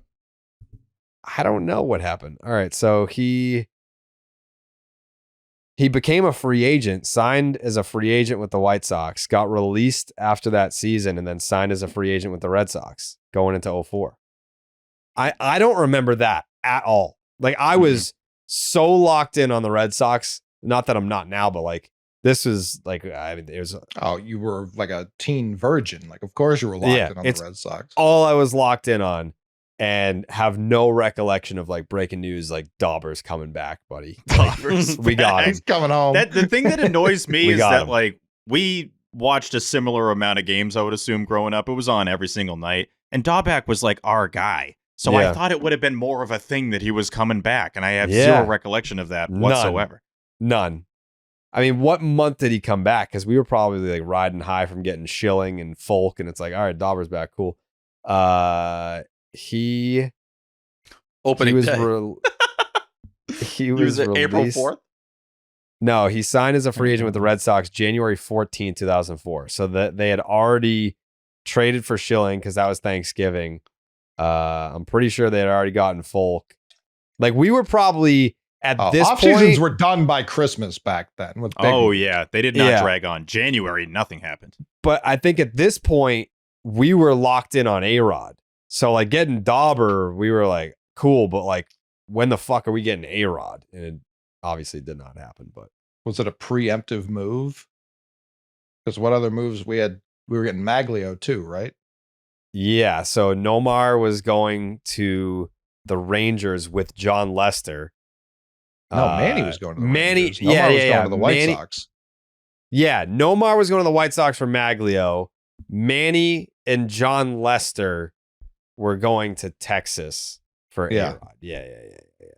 And maybe Ellsbury. Like there was another piece. Too. No, he wasn't there yet. I think Ellsbury was the comp pick for Orlando Cabrera.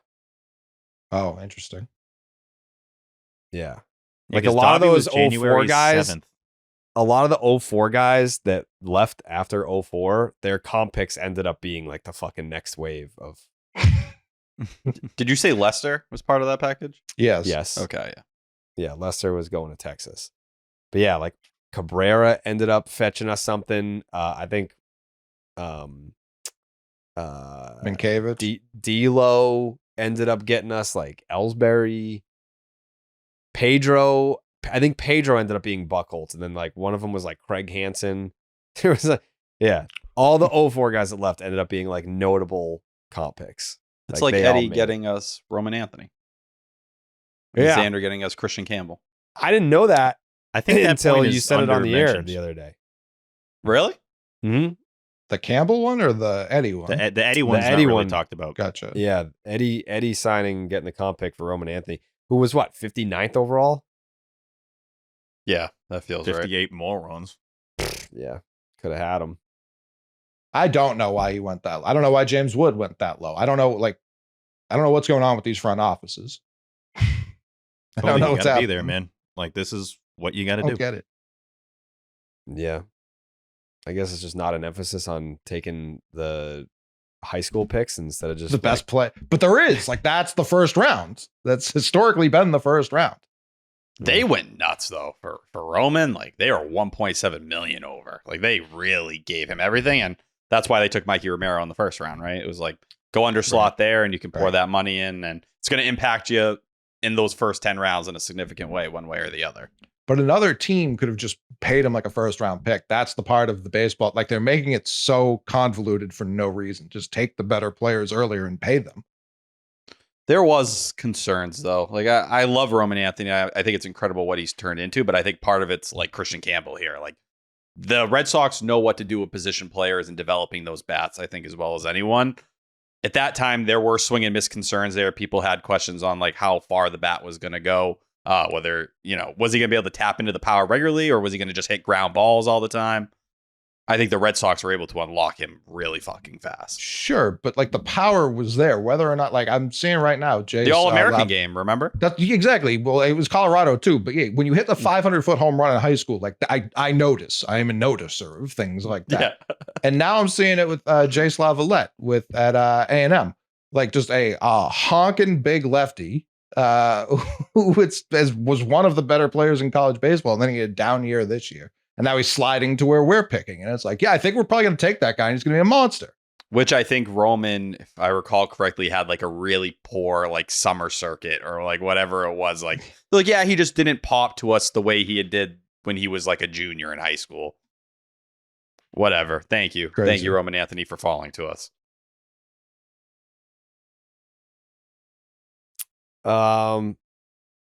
Close your eyes and imagine what you'll look like 6 months from now, T. Okay. How's your hair look? Full, lengthy. I look like Zac Efron in High School Musical 1. Wow. That's probably because you're picturing yourself after using Hims. Exactly. Yeah, because you'll have thicker and fuller hair. You'd be absolutely correct if you thought that. Hims provides you with convenient access to a range of hair loss treatments that work all from the comfort of your couch. Hims makes treating hair loss simple with doctor-trusted options and clinically proven ingredients like finasteride and minoxidil that can regrow hair in as little as 3 to 6 months. Choose from personalized chewable oral spray and serum treatments to find what's best for you. The process is simple and 100% online, so there are no uncomfortable doctor visits. Answer a few questions and a medical provider will determine if treatment is right for you. If prescribed, your treatment is sent directly to you for free. No insurance is needed, and one low price covers everything from treatments to ongoing care. Hims has hundreds of thousands of trusted subscribers, and they can help you get your confidence back too with visibly thicker and fuller hair. Start your free online visit today at hims.com/section10. That's HIMS.com/section1010 for your personalized hair loss treatment options. hims.com/section10. Suck one. Suck one. And suck one. You guys have any other thoughts on that series? I do. That's a stunner. What is The it? weirdness of Lucas Giolito continuing, but That's I think bizarre. we see it when the velo's up. Good things happen. The fastball was up a full tick. Very heavy on the fastball in this game, 52% of the time. Said he worked with Andrew Bailey on some things in between starts to get less rotational, some arm slot stuff as well. He kind of spoke as if like they figured out whatever the issue has been, like whatever concern he had. Now, it sounded like this when he developed the slider grip and, started mixing and matching with the curveball. So I'm not going to get too excited. I don't know if this is just the train you're going to kind of ride where some starts he has what looks like his old stuff and some starts it's what it is now where it's nothing and he can't really make it. But I don't know. I thought the way he spoke, it felt like something clicked for him. Hopefully it's the start of something moving forward. Yeah, chill But out, 7 dude. whiffs on the fastball. Yeah. You don't see that with Red Sox starters outside of Garrett Crochet. Be relaxed, T. Yeah, chill. I'm sorry. Chill, T. Gee. Chill, T. Sheesh. You know, it'd be cool if we watched T film a cameo on the pod. Yes, that's a great call. I like Yeah. that. Yeah, why don't you pick a cameo right now, T, and do it, and then this person can be like, "Wow, I have the cameo firsthand that was on the pod." You know Yeah, what it's T is a really good rare at? T, I'm going to exclusive. give you a compliment right now, It's T. a It's good actually going to be a output. compliment. It's not going to be like It's a good smelling out- shit or anything. Thank you. Thank you. Yeah. Once T gets going, Yeah. there's no stopping it. Like once he gets on this like row of consciousness, like he's just gonna go down this path and the words are just gonna flow. It's really unlike most humans I've seen. It's a specific talent and you have it, T. Wow, you guys have been like sucking each other's balls the last couple of weeks. You know what I'm saying? I like it. I enjoy that. I have one here that says, "Hey T, I want you to say fall section 10 memes and then stare straight into the camera with a straight face for 60 seconds. Mustache included would be huge." Do you guys like that one? Well, no, Well, that's not good because for the then- podcast. Yeah, It's like you didn't listen to Jared at fucking all. at all. I heard the first couple. I heard Like, the first hey, couple. can you? Yeah, let's do it. Let's do a cameo live on the podcast. And T's like, how about the one where he tells me not to say anything for a full minute? Everyone's gonna think they're the podcast app broke, T. Come on. I don't know I'm that I've scrolling ever through. seen someone get money and become a drug addict faster. Oh, quickly. That's a good No, point. Yeah, there's a no, reason why he's yeah. got the money for this. Yeah, that's true, T. I'm worried about you, T. I'm not doing drugs. I'm trying to survive a bad batch. No, you are. You said you are. are. Yeah. Yeah, you already. Now you're lying. That's like the second you part of covered it being a up. drug That's Denial. addict. exactly what the Yeah. drug person does. Am I Yeah. going to have to go to double A? What? No, it'd be NA. Oh, yeah. Yeah. Am I gonna have to go to Portland for this? They sending me down, Skip. The hell? This Double one's A. controversial. Double A. Double Get this A. Are guy you A. referring to Alcoholics Anonymous? And you Yeah, said yeah. you called it Double A. Whatever it's Alcohol. called. We're talking drugs, man. Send me to Portland. My What's friend this one? Perry is a 162 guy, big Red Sox fan. He's also diabetic, and his wife is a Yankees fan. Can you please wish him a happy birthday with some digs at him? That you want? He wants you to insult a diabetic? That feels Yeah. mean. I feel like I shouldn't do that publicly. No, Nice that's job not eating cake, loser. Yeah, tough. Yeah. That's tough. yeah. Maybe a different one. He's just roasting various people at the hospital every day on camera. Yeah. Nice broken leg, pussy. Oh, you got a tumor? You suck. Yeah. Wish you could walk, but you can't. Paralyzed. What a puss. Yeah. I don't know. I don't know which one to pick. I I you got usually have to take 15. a He's couple. got so many to pick from. Yeah, he's Yeah. got options. When I do this, like it usually takes me a couple tries before I find my flow. Okay. Um, I'm a one take guy, but your one take, never more. Mhm. Jared's like, this was a terrible idea. One yeah, take. this is not. It's not panning No. out so far, but we're gonna get there. We're gonna get there. I don't Come know on, T. if we are. I don't know Yeah, if T. we are. Come on, Monty. Come on, T. No, we're Okay, committed here now. we go. Here we go. Yes. What do we got, T? Hey T, huge fan. My girlfriend Sophie is not a fan of sports, and I would love for you to pitch her on becoming a dedicated Red Sox fan. Take it in whatever direction you like and hit on whatever points you find necessary. Love you, T. All right, yeah. Let's see. Yeah, it. that plays. Yeah. That works. Hit on Sophie is what I'm hearing. Yeah, I thought that's Yeah. where that was going, but yeah, go ahead. Hey, Soph. Yeah, T. Let's get it. Hey Sophie, Shoddy, baby girl. I'm not trying to insult your boyfriend. Shout out George for asking for this. We're doing the pod live right now, so please show this to him. George, I don't mean any disrespect. Martha, I don't mean any disrespect either. Please, if you're watching this, guys, wave to them. Wait, yeah, wave. Oh, no, you guys aren't going to do anything? Thank you. Why should you become a Red Sox fan? I think if you're looking to be a Red Sox fan and you're not into sports, I would start with Roman Anthony and Marcelo Meyer. Marcelo Meyer is the hottest guy I think I've ever seen. And not in a weird way, he's younger than me and everything, but the way the hair flows, I'm happy he's moved past the buzz cut era, whatever that garbage shit he tried last year. Don't do it again. Roman Anthony looks like a Greek god. I don't know if you ever seen like Achilles in any of the Percy Jackson movies or anything like that, but just the way he moves, it's a very strong body type. No disrespect to Christian Campbell, not the finest man I've ever seen in my life. One of the sneaky hot guys on the team, Brennan Bernardino, who used to drive Uber, he kind of has that I'm not your father, but I'm the dad that stepped up. Like your mom dated a guy who was a bum in her early 20s, but at 35 decided to grow up and get real serious. I'd count Brennan Bernardino as that guy. He's going to make sure the bills are paid. He's going to drive your kid to school. You can bitch at him and tell him he sucks and he's not going to leave you or anything like that. Besides that, Sophie, I don't have a lot of positive things to say about the Red Sox. They're going to break your heart. They're going to make you miserable. There used to be this bum Bobby Delbeck on the team who fucking brought the whole organization down at one point. From his play, his attitude, everything he kind of did. He now sits in the Brewers AAA system. And they're never going to call him up. So definitely don't become a Brewers fan either. You're not going to enjoy any Bobby Delbeck there. If you eat pig, I don't know if you like bacon. There's this guy, Garrett Crochet, with the thickest ass you've ever seen on a pitcher. The guy throws 98 regularly like it's nothing. I don't know. Maybe, George, I'm putting you in trouble here. I know I'm naming a lot of attractive ball players. I don't usually break the game down like this either. But the most underrated hot guy on the team is Carlos Narvaez. By far. The beard is lined up. When my beard's right and I don't look like this, that's what it typically looks like. So yeah, if you just want some men to bond over with George, that's a great way to do it. That's what I do with my girl. She tells me the hot players on the team, and I tell her my thoughts on them as players, and we kind of just meet in the middle. But yes, Sophie, thank you for your boyfriend reaching out. I hope this message suits you, and I hope it makes you happy. George, I'm sorry if this sucked, but they made me do it on the pod. Peace out. I mean, Blame okay. us. Yeah, what you just assumed that she would only want to watch baseball because of the attractiveness or sex appeal of the players. That's She doesn't like sports. I swear we heard different instructions, right? Yeah. What? Hey, I'm gonna get a can you bad just talk review? about the hottest guys on the team for my girl? Yeah. She's trying to find a hot guy. She doesn't like sports, so how are you going to sell her? But you were tasked with selling the Red Sox. Pretend Sophie doesn't exist. You were he said, "Sell me this pen."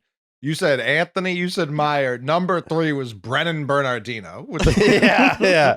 it says a lot about the squad. No, Greg offense Weisert's to- an ugly fuck. No one's going anywhere crazy. Yeah, on that. but what makes you think that she would only want to watch if the players were attractive? Because she don't like sports.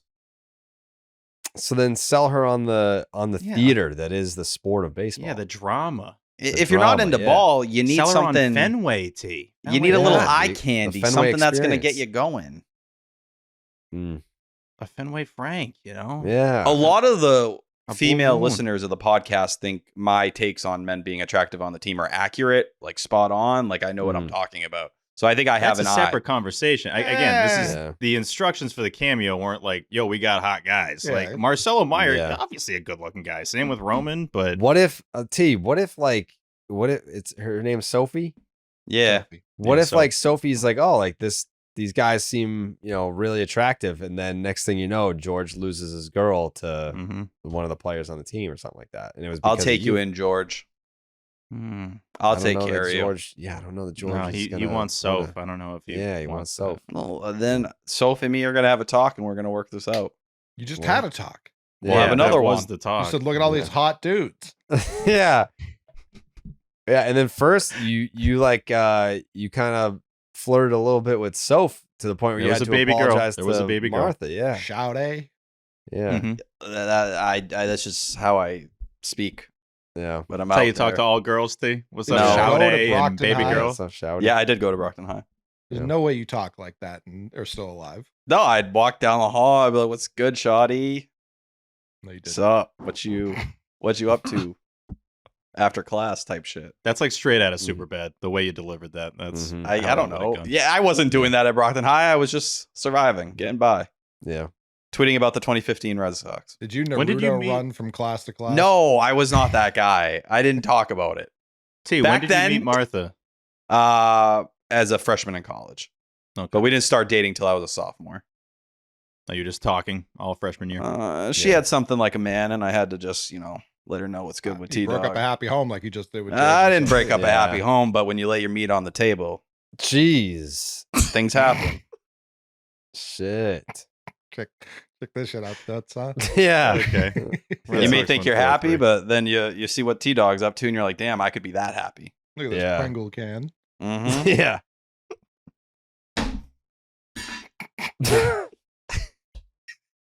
I'm excited to see that one on the out of context.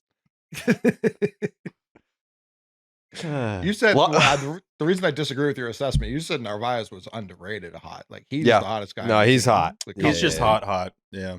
I feel like he's hot to us, though. Like the average Oh, pink no. hat isn't hip yet. I think Carlos used to like Narvaez Connor is going to be Wong. one of the hottest guys on the team in terms of how he's looked at. Yeah, he's If hot. it's not now, it's like in a week or two when the sun. Who is the hottest guy on the team? That's a fair I go question. Narvaez. I might go Cap. Marcelo's in there. Marcelo, Narvaez. I mean, the girls like Duran. Oh yeah, Duran's obviously. Yeah, helps. that's fucking But like thick. that's the age old thing. Like girls don't want a body like that. They want like a dad bod. They Let's hate be it. for real. Famously hate it. Hate Yeah. really? Is that When true? you're I saw a jacked poll. and ripped like Jaron Duran. They hate it. You want like a man who like clearly makes sure he's not too fat, but he's not too buff. Like Duran's so buff that you'd be intimidated. He's got a lot of supporters. I think you kind of want like me People are willing personally, to find out.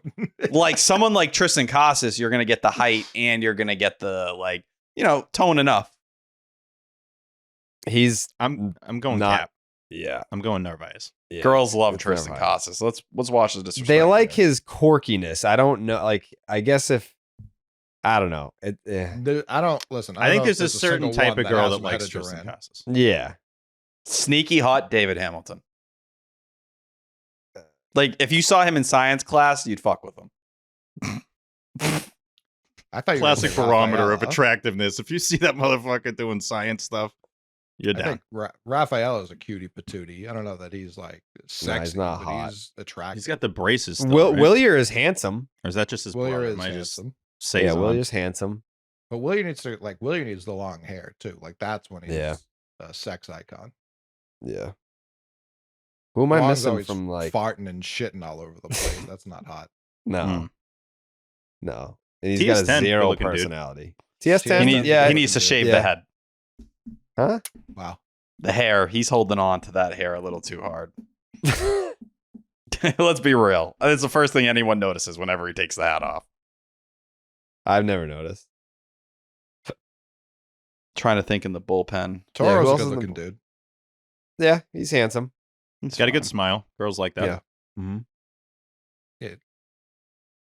Like, we got a Romy, bunch a of little bit. uglies. Yeah, Romy's hot. But he's like yeah. but Romy Romy's like thick Kike. Like that's Exactly. Yeah. That's a good comp. like Absolutely. I think so if there's a knock on Romy's attractiveness, I think your everyday run of the mill woman is going to look at him and be like, I can't be with a guy that takes more time to get ready and look in the mirror than me. And he's like Romy's not hot, he's like pretty, you know? He's Is he from pretty. Miami?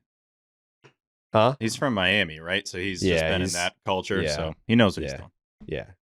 Our pitching staff's low key ugly. Sick. We're an ugly group. No, Giolito's hot.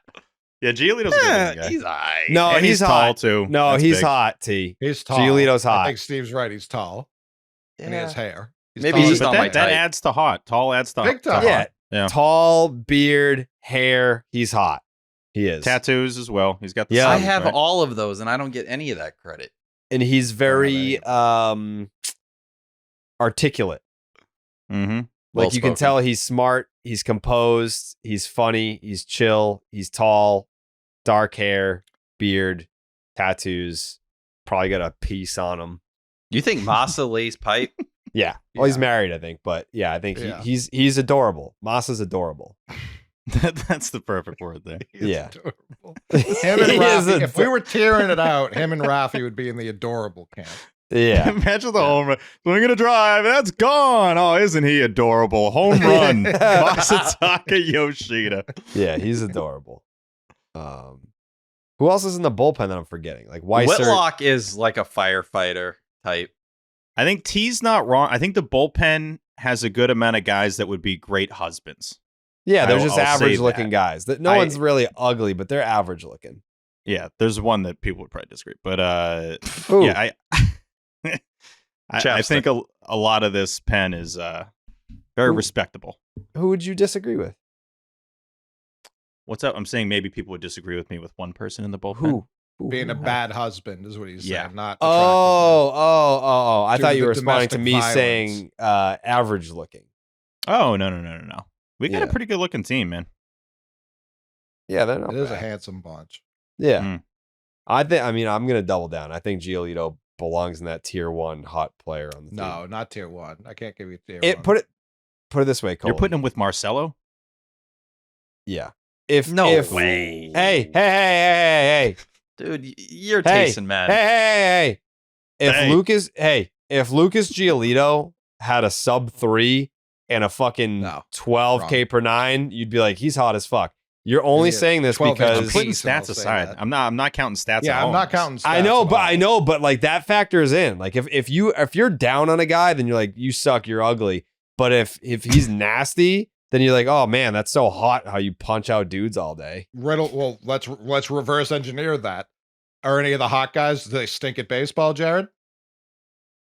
No, they don't. They're all good. Mm, That's true. I heard about this in Moneyball. Are any? Oh yeah, because they have confidence. Right.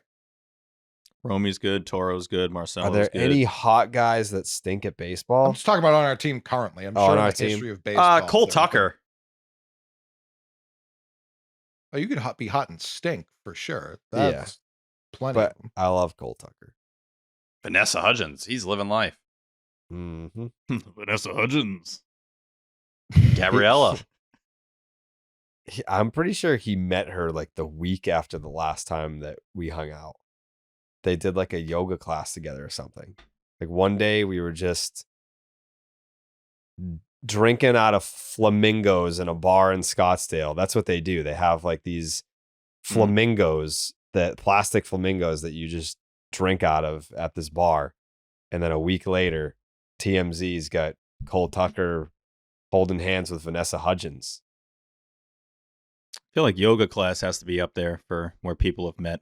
It's got to be maybe a 1 seed in that bracket. Oh, I would never go to a yoga class. I don't bend like that. You're not flexible. Mm-mm. T? I learned recently anybody can be flexible. It's more of a mindset than a physical capability. All right, demonstrate. Touch your toes. Not right It's now. a mindset. I can touch Why? my It's a toes. mindset, dude. Right you know now, my you back. would not get back up if you tried. My back is Oh, bad. I right. can touch my toes. I don't think you can. I think I can. All right, well, until we see it, how are we supposed to know? Out of respect to T, he'd have to take a lot of ludes right now. I don't like what that's going to do to his back. Yeah, I can't do that right now. Can We're anyone not else here doing go palms on the ground? I can't No. even, if I bend over, the tips of my fingers make it just past my kneecaps. Like I cannot bend over. Like I can't touch my toes. I can't do any of that shit. You never have like when you're in bed with Train, like her stretch you. For you? Easy. Whoa, goddamn. Is that crazy? Does she stretch me? Sometimes when I'm like watching the game, like Martha, can you stretch me out a little bit? And that was crazy. I'm sorry. Not in a weird way, but she'll like stretch my like legs like vertically. Damn it. That was wild, too. Boom sauce. Love you, babe. Get the strap. Top third. Hey, hon, can you stretch me out a little bit? She's just fucking putting T's legs above his head. He's just like, oh my god. I love you, babe. Go to the YouTube for that one. I'm sure it was funny audio, but Jerry really nailed the timing and the visual humor there too. Very well done. yeah, babe, can you fucking tear that ass up for me? It's been a long day, dude. Fucking T's stretch legs on me her out. shoulders, just going, dummy. Oh, Just face me towards the TV. that Friday night, Sox are down 5-0. You're gonna have to stretch me out, babe. Like this Yeah. game fucking sucks. Yeah, no, I can honestly say Train's never stretched me out. We do have a massage chair in our bedroom though, which is what a luxury to have. The only thing that I've ever bought where I'm like, I don't need this, I just want it. But I use it. And I'm in there fucking getting worked on every day. 'Cause let's just face it, she's not doing that for me, you know? She She's not doesn't gonna massage you? She'll rub my neck here and there, but like she's like so she and 162 girls out there, I'm sure that there's some listening that, you fucking weirdos are like this as well. I'll be like, hey, can you scratch my back? And she has this need to, like, if I have like a pimple, she'll be like, let me, and then like, so she goes from scratching my back to just picking shit. Like she picks my like a fucking like a back. chimp. Yeah. Yeah.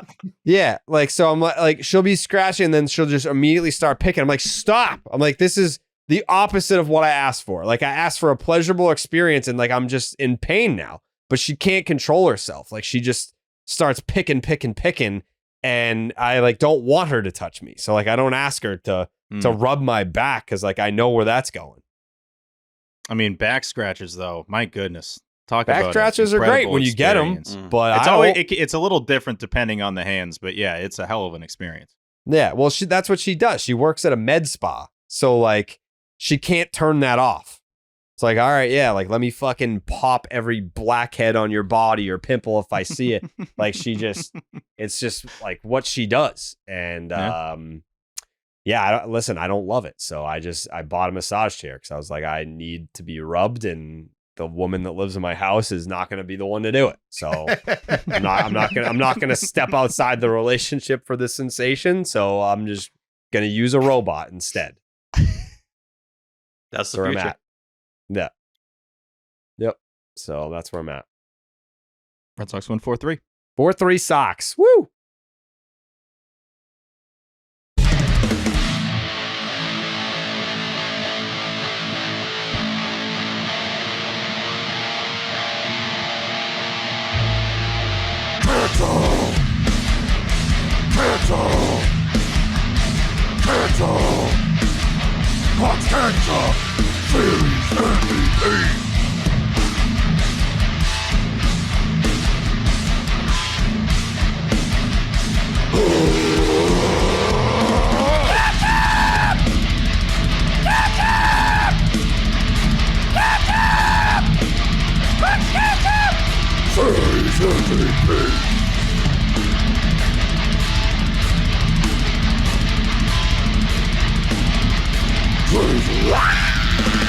The Clark's Ketchup Series MVP brought to you by Clark's Ketchup. Drizzle that ketchup. I have some bad news. I feel like not all of the voters submitted. I think not to throw them under the bus, but some of the fellas that were on the broadcast tonight forgot to submit ketchup. So I think the audio submission is just Will, and it's not from the booth. I think it's a phone recording. Although I believe it was he was celebrating a child's birthday today. So I will give him a pass. It's his son's 7th birthday. So happy birthday to Will Fleming's son. But I think the Middlebrooks, Lou, Fleming trio dispersed pretty quickly after the game. So we have a phone recording from Will, and let me just see.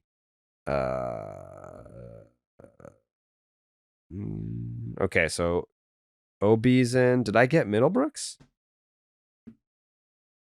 If I didn't text him, then that's on me, but I think I held up because I'm used to him being on the audio submission. I did not text Will, so that's on me. It's just usually Will and Will are good for the audio. So that's on me. Hand up. If you want me to take a suspension, I will. No, because I feel like in the past, Will has texted you before like games have even finished because he's so excited to vote. Yeah. Like my first text, like I'll reach out. Jemai is always the first to put in his vote. Hogdale's right there too. I don't have to ask Hogdale. I don't have to ask Jemai. TC is usually doing the post game, so like I can't fault him for not texting it in, but I will text him a reminder because he's on the air. OB's locked in, but yeah, like I'm usually just I don't text Will to remind him. I text Will to be like, hey, who's on it?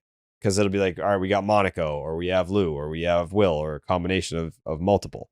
Also, real quick, in your defense here, like when there's a series MVP, if I was on the panel, I mean, obviously we're on the panel, but we're on the show. Mm-hmm.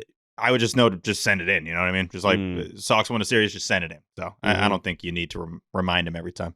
So it's on them? Kind of, sort of. I mean, if you've been on the panel for like multiple years now, like there's no one like that's new this year, right? Just Hogdale? It's just Hogdale. Yeah, you probably shouldn't have to be reminded about it. Middlebrooks like too, right? Middlebrooks is not year 1 this year, I don't think. Oh. Yeah, Middlebrooks he's been on. Catch up. He's definitely been on. Yeah. I'm interested to see how this one goes. Okay. Well, we're about to fucking find out.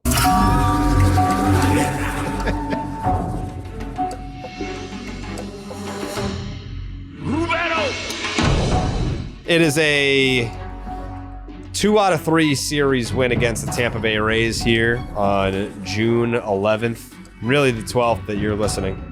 Enjoy your off day, by the way. Hope you're enjoying it, listening and watching the 10. The first Clark's Ketchup Series MVP for this series win against the Tampa Bay Rays belongs to Steven Jebediah Peralt. Is that not it?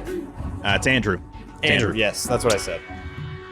This guy has the smoothest swing on the team, maybe in the league. Something, by the way, about Roman Anthony coming up that I think might have taken a little bit of pressure off of Marcelo Meyer and his progression here now that he's in the big leagues. I think he's handled being pitch hit for very well, even though we obviously have our opinions on Marcelo and Roman facing lefties. He's looked really smooth in the field. He had a 1694 OPS in this series and hit 375. Not just his first Fenway homer, but multiple Fenway homers. That is sexy as hell. Want to give some packets out. Packet to Buehler for settling down in that start and allowing the Red Sox bullpen to kind of cruise, honestly. They gave up no runs in the last 2 games. Packet for Bayo and Giolito for giving the Sox a chance to win as well. Cannot believe all 3 starters went 6+ innings. That's absurd. Please give us more of that. Packet for Abraham Toro, who continues to mash and make Jeff Passan look silly. But Mike Clark's Ketchup Series MVP is none other than Marcelo Meyer.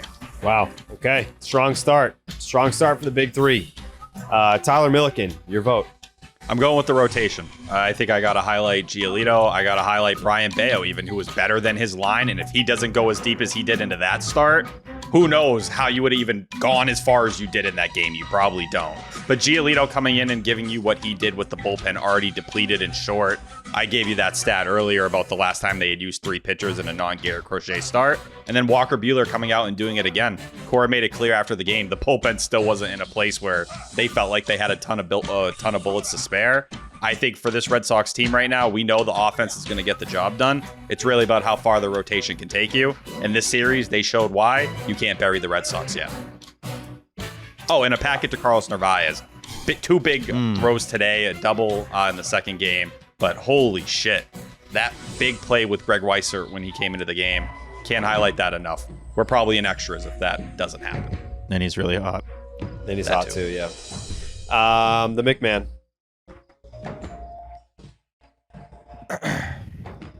I'm also going with multiple people, but not the rotation. I'm going with Nuttown, Jerry. I think Wow. Good pick. Steve kind of hit on it. Marcelo was unlocked by his best friend coming up. And just seeing the three of them on the field before the first game, I think it alleviated a lot of the when are these guys coming. I think the team was finally able to focus without people looking over their shoulder. Am I going to get benched for this guy to come up? No, they're all here. The scary part's over. Everyone's just playing right now. Now, that'll, of course, be undone, but that has nothing to do with this series. I think this series, even game one, they put up runs. They just weren't able to win yet. Maybe if Roman had left Worcester in the morning, we sweep this series. But that's neither here nor there. I'm giving it to the entirety of Nuttown. Obviously, Roman with the 2-run double yesterday, which won them the game. Marcelo with the 2 home runs today. Did a fucking lot in the field as well. Christian Campbell, his bat has been better in June than it was in May. Not saying a whole lot, but it's been a lot better than it was in May. Double today, looking more comfortable in the field. So yeah, I think it's the whole town. Wow. So then I have to ask this question, because there was a voter who said, can I do co-winners Meyer and Anthony? So that's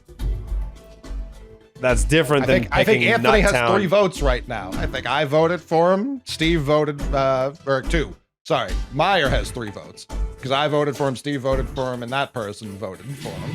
Yeah. I think you got to count them individually. This is interesting, yeah, because then you can give out multiple votes. Have we done that before? No, but No. we've never really had a scenario like when we voted for the Nationals, and some people voted for, what was it, Davey Johnson, who was their manager at the time? Davey We just Martinez. counted that. What was his name? I'm genuine. I can't remember. It's Martinez, right? Am I Yes. losing it? Yeah. No, Okay. you're right. Davey Johnson. I like that, though. Let's stick with Still that. love Davey Yeah, Johnson. I don't know. I don't give a fuck. I know. But I think in this scenario, unless we're just going to apply all votes to Nuttown, because that's 2/3 of Nuttown. Steve's got 1/3 of Nuttown. Maybe that's 1 vote for Nuttown.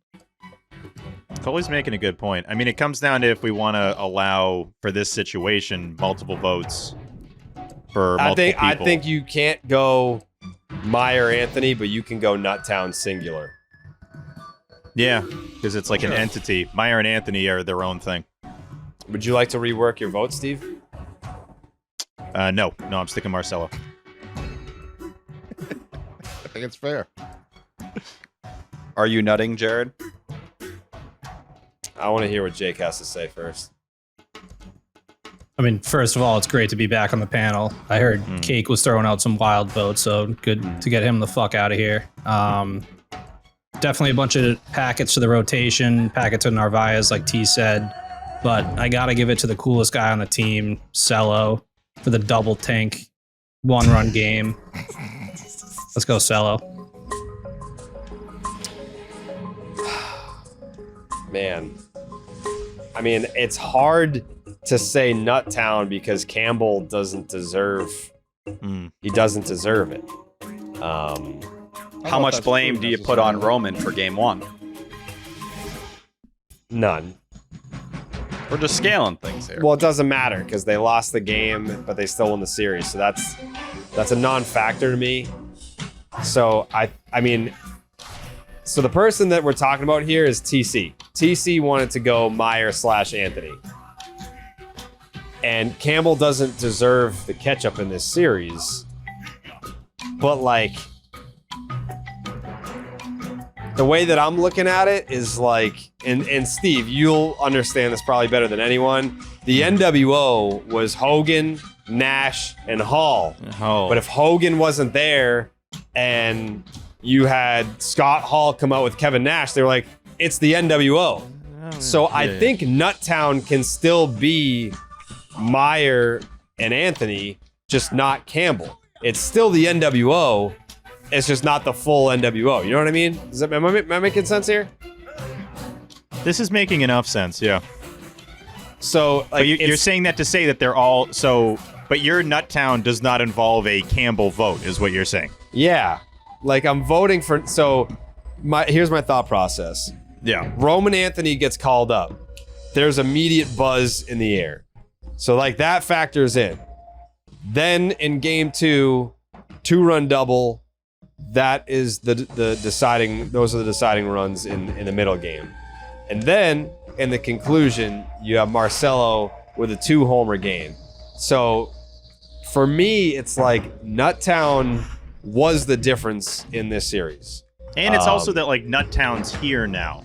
Like Yeah. now That was my everybody's point. it completes the Avengers. So that is regardless of like Campbell just needed to exist for that point to make sense. Yeah. And to whoever made the point, like when I saw them warming up together, I got like a rush of giddiness and excitement. Being like, look at them. They're out on the field warming up together before Roman Anthony's big league debut. Like, this is fucking awesome. So I think I'm going to join Coley and vote Nuttown for the performance and the vibes. It's like Campbell didn't really do anything, but like he's part of it. I'm not kicking him out. So my vote goes to Nuttown. Just want to clarify real quick. So for Coley's Nuttown vote, that includes a Campbell vote, but yours doesn't? The whole town. Towards the end, he said yes because of the vibes. Yeah, Campbell gets included because people are excited that he's here and they're here. So that's multiple for Campbell, but it's obviously multiple for like I think Marcelo has 4 is what I'm trying to get at right now. I think Jared just established it's the town or individuals. Like he's going to count TCs as the town, I believe he's saying. Yeah. But not as individuals. Right. Correct. Okay. All right. The same way that we voted the Nationals as a collective unit. No, of course, yeah. That means Right now Nuttown it's- and Marcelo are tied right now. 2 town, 2 Marcelo, 1 for the rotation. Go. Okay. Here's Hogdale. What's up, fellas? Good to be back again. 2 straight series with catch-up. We are absolutely fucking vibing. I mean, the Red Sox, man, they take 2 of 3 against these Tampa Bay Rays. And, I want to take some responsibility for this. I want to take a little bit of credit because obviously things started to get turned around in a very positive light in Game 2. And the big coinciding event with Game 2 is, Jared, came on my stream, came on the Hog stream. And, listen, man, it was a fantastic time. It was a ton of fun. Jared, just want to thank you again for that, dude. Anytime, You are Hogdale. the absolute fucking man. Thank you. You have been fantastic to me. And I hold eternal gratitude in my heart for everything you have done for me to this point. Man, in terms of catch-up in this series, it's interesting. It's very interesting. Some of the usual suspects make a return. Trevor Story's getting packets from me. Obviously had the amazing home run and bat flip in Game 2 that made you start to feel some special things. He has, not been a guy where he appeared for a series or 2 and disappeared. He's starting to find a bit of consistency, and for that, I got to give him credit. My other guy who's getting packets, and this was a really tough choice, but he's getting packets from me, is Marcelo Meyer, the kid, member of Nuttown. Obviously had the multi-home run game today. Was beautiful, had a hit and a walk, I believe, in Game 1. Hitless in Game 2, though.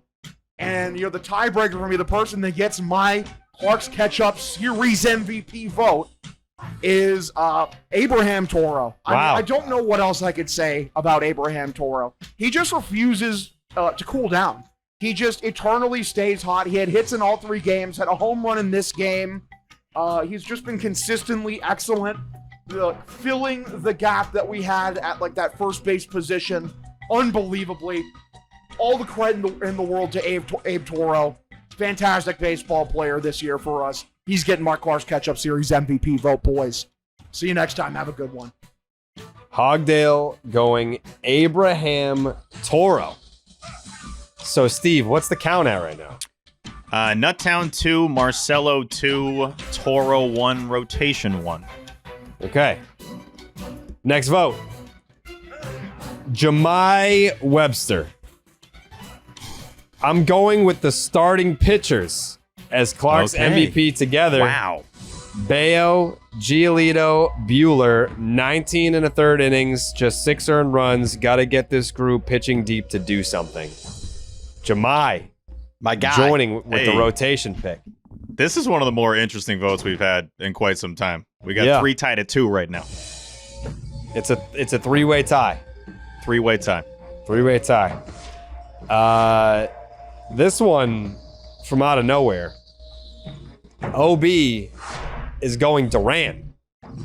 Whoa. Tough considering he did No, he cost didn't. you a run at No, one he point. didn't. He did. No, he did. He did. 9-game hitting streak. 9-game hitting streak for Duran.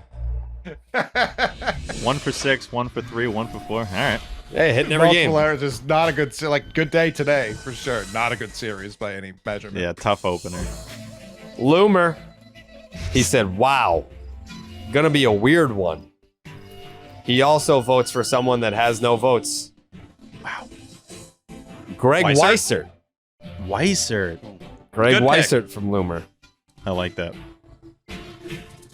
TC, as we know, he's going Nuttown. So that's 3 for Nuttown, 2 for the rotation, 2 for Meyer, 1 for Duran, 1 for Weissert. Steve? Just want to say something real quick. Yeah. Corey did send us a really cool Nuttown graphic that we haven't used yet. So Yeah. I'm kind of pulling for Nuttown now so we can like post that as a double graphic, but that's all. Okay.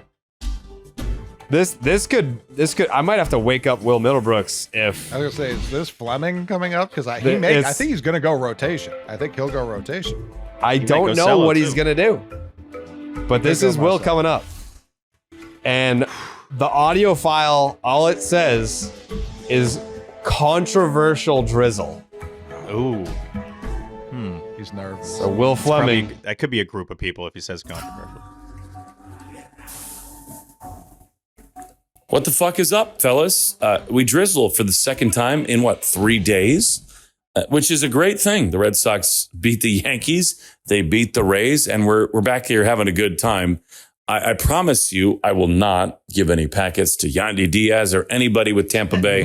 Mea culpa. Sorry, I crossed and blurred some lines. That is my fault. I will never do that again. I think today is one where I'm probably going to get totally bent over. There's no way to know where this thing is going because I think Coley's probably voting for 17 different pitchers. Jemai is going to either the bullpen or the starting rotation. Correct. We do need to start establishing some rules where you can't just vote for 17 different guys as a group. And I think don't think that's he's going with the likely to rotation. happen He might here. be going I'm solo. sure there's a little love for the Anthony family. There are so many people that we could all vote for in this Clark's Ketchup roundtable. I'll tell you what is the reality. And that is one person determined who won the last 2 games of this series more than any other. Roman is a stud. Marcelo, a badass. It's a glorious preview of the future of what might come in this organization. Finally, the kids are here. They may not always be playing right where they should be, but the poise, the composure, it's just spectacular to watch.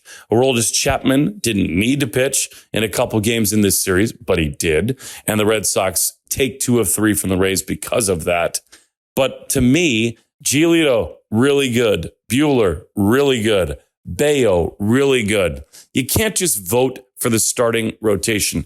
You got to lean in and isolate one guy. And to me, the hinge point of this entire series is not Marcelo Meyer. He hit 2 homers. That's beautiful.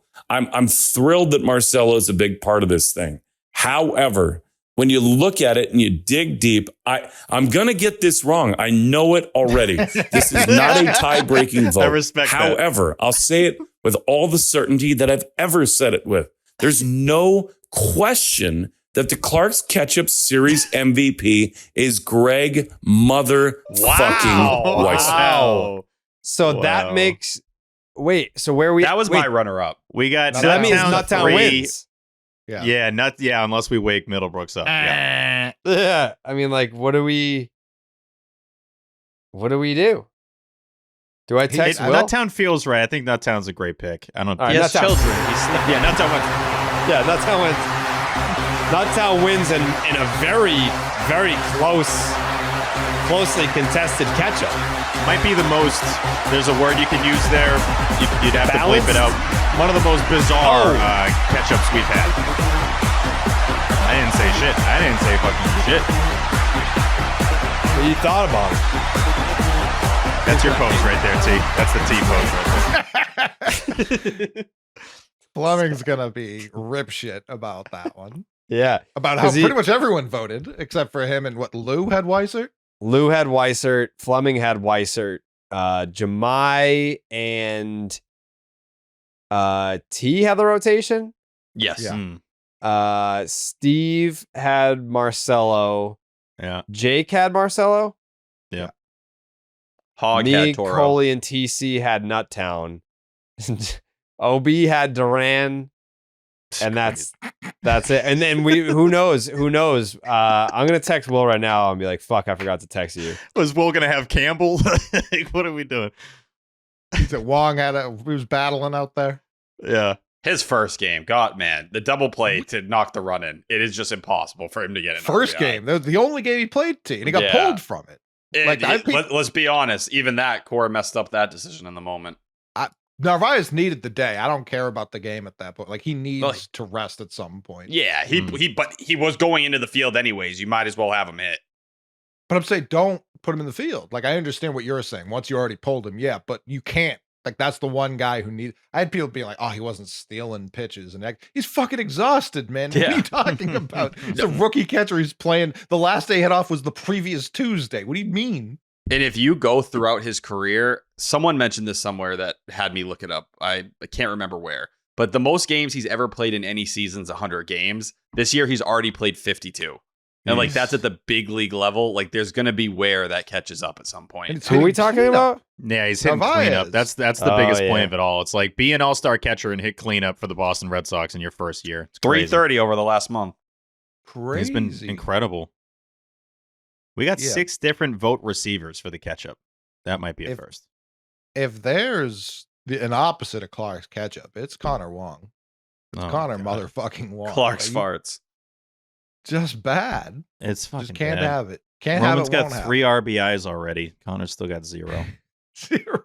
And the way people are talking about it now too is like, hey, well, he kind of drove a run in. No, he didn't. He just straight up didn't. If it's a double play, you didn't.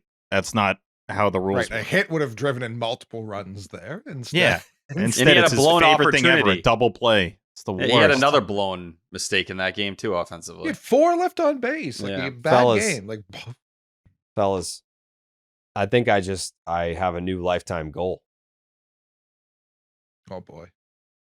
I was looking at my Instagram stories and Tiffany Ortiz, David Ortiz's ex-wife, posted what looks like our media credential, but it's gold.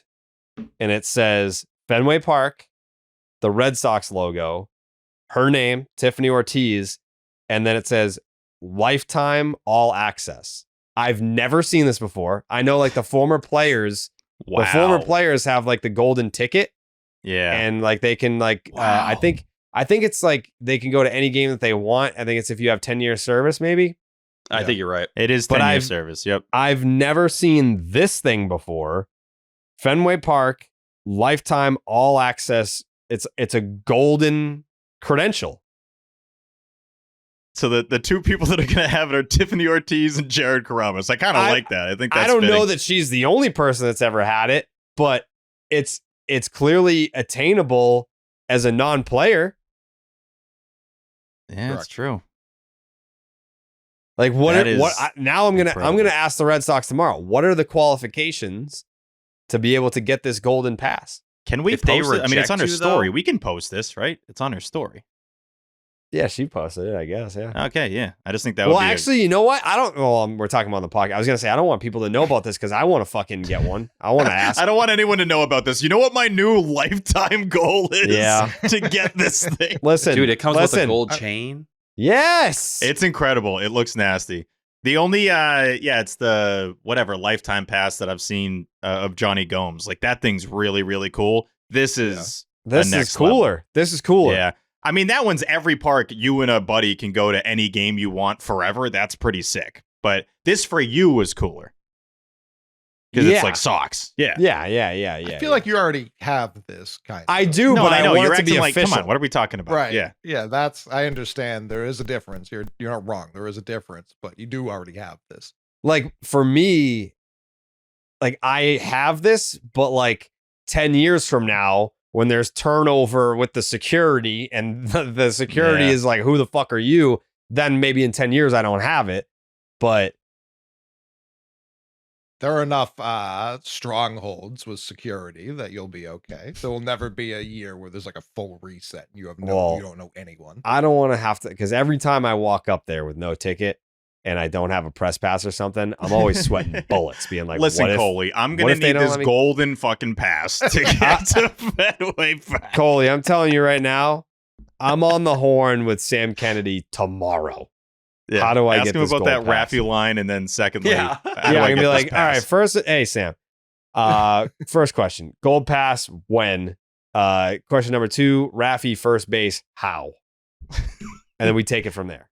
I'll hang up and We listen. don't want. No one Yeah, wants that. By the way, make sure he knows we don't want that. Yeah, we don't want it, but we do want the gold pass. Yes, yeah, we all want that. Have you been stretched out by David Ortiz? That may be a prerequisite. I mean, It'd be worth it. I guess I have been. 2 wins, I'd argue. Yeah. Yeah. Who's to say? Who's to say I haven't? I was a question. I didn't know. I answered. I believe I have to an extent. So boom. Lucky. Can't think about it. But this pass. It's a hell What of a if it's like a pass. 101, like a gift they did? No. We got to just be David honest Ortiz- right now. Like, and this is nothing against Tiffany Ortiz, but I can't think she has the only one. She What definitely what I'm doesn't gonna have say the only is- one. She may not have the only one, but the ones that exist may all be related to David Ortiz in some form or fashion. So There then is a I chance should he get was just one given now. 10 of these and then he handed them out. Yeah. Right. Yeah, what? But He I was should. that good I and should. important. Yeah. So then He I'm might gonna. be the I'm gold gonna, pass guy. You can I'm easily gonna get call one if David. Poppy has them. Yeah. I'm gonna call David tomorrow. He would Be be my like- first call if I were you. I'd call. I don't know David why you didn't lead Merrico, with that. Like, Arias. you guys communicate. Just call him up. What's the deal with the gold pass? The last time that I talked to David Ortiz, me and Train were talking about different places that we wanted to vacation, and I was like, Poppy, convince Train that we want to go to the Dominican and not Mexico. Okay, And boom. He tour guide Poppy took off. And so, anyways, we're going to Aruba. But Xander's call went better. He just sold it better. I don't know. yeah, so we compromise and we're not going where I wanted to go. I do want to go to the Dominican eventually, though. I mean, I want to return to the Dominican, return home, but yeah, I think we're gonna do an Aruba trip right after Christmas. So Wow. I got to see the Xander star or whatever. That'd be cool. Cole, you want to come? That'd be cool. If we did like a Aruba. yeah. It's like a 7-hour flight from Boston, I think. No, it's like Pretty 5 sure and it is. change. No, Boston to Aruba flights. It's like around the corner, dude. Oh, it is 5. Interesting. There you go. Yeah, there you go. A Little little under 5-piece. Yeah, 5's nothing. Yeah, that's not even all the way to the West Coast. Yeah, I'm there. It is. Yeah, that'd be cool. Quick 5. Yeah, Dude, we already got the Alcala jersey swap. I This think is we're cool. bringing the girls, so it's not like Train's not gonna be like, you fucking invited people when we were supposed to have this fucking romantic getaway. But like, if the girls are coming, then you guys can definitely come. She doesn't sound like that, by the way. I don't know why. I did that. That was tough. Yeah. Yeah. Like she'll let her accent slip a little bit here and there, but for the most part, she doesn't sound like that. Like she'll say stairs. She Stuff has like a that. thick accent. I Are you mean, talking about your brother, when I have a sister that sounds the way that she does. Sure. No, I get that. Yeah. All right, Aruba we go. Again, I looked at the weather and it didn't. Not that time yet. It's not your job, man. I know. Come on. I know, You're bitch. worrying I too much fucking about it. What? You know what? What? Someone getting tossed for that? No, the weather music. No, because we haven't done the look at. Yeah, we still got the preview. I know. I thought you were going to cut it because it was more pressing than whoever the fuck they're throwing. It is pressing because it does impact my weekend. But anyways, I digress. When I go to Stop and Shop, I can cross off everything that's on my list. Tactical move incoming! Stop and Shop.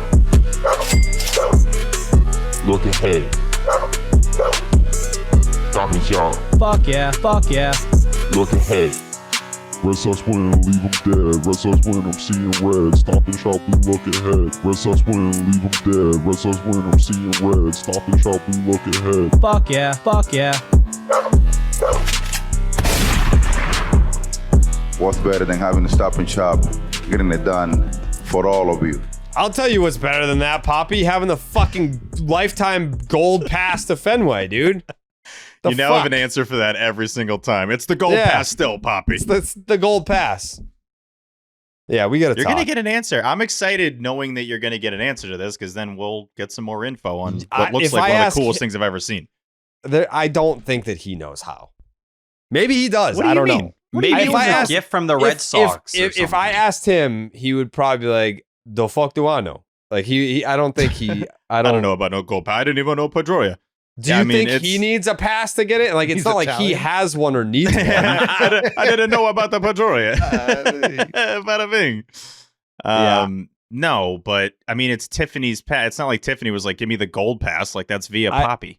I bet you it's like if you get your number retired by the Red Sox, then your whole family gets it. Or like I bet if you're a Red Sox Hall of Famer, that your family gets it, or both. You're gonna find out. Yeah, so I'm not getting one. Fuck! All right. I'll buy you a replica one. Yeah, I bet you I could just design one, and then I don't know that anyone would question that I have it. I'd be like, yeah, gold pass. Duh. It'll be like your World Series trophies. Like, who's gonna call them fake? They're made. They're yours. Yeah.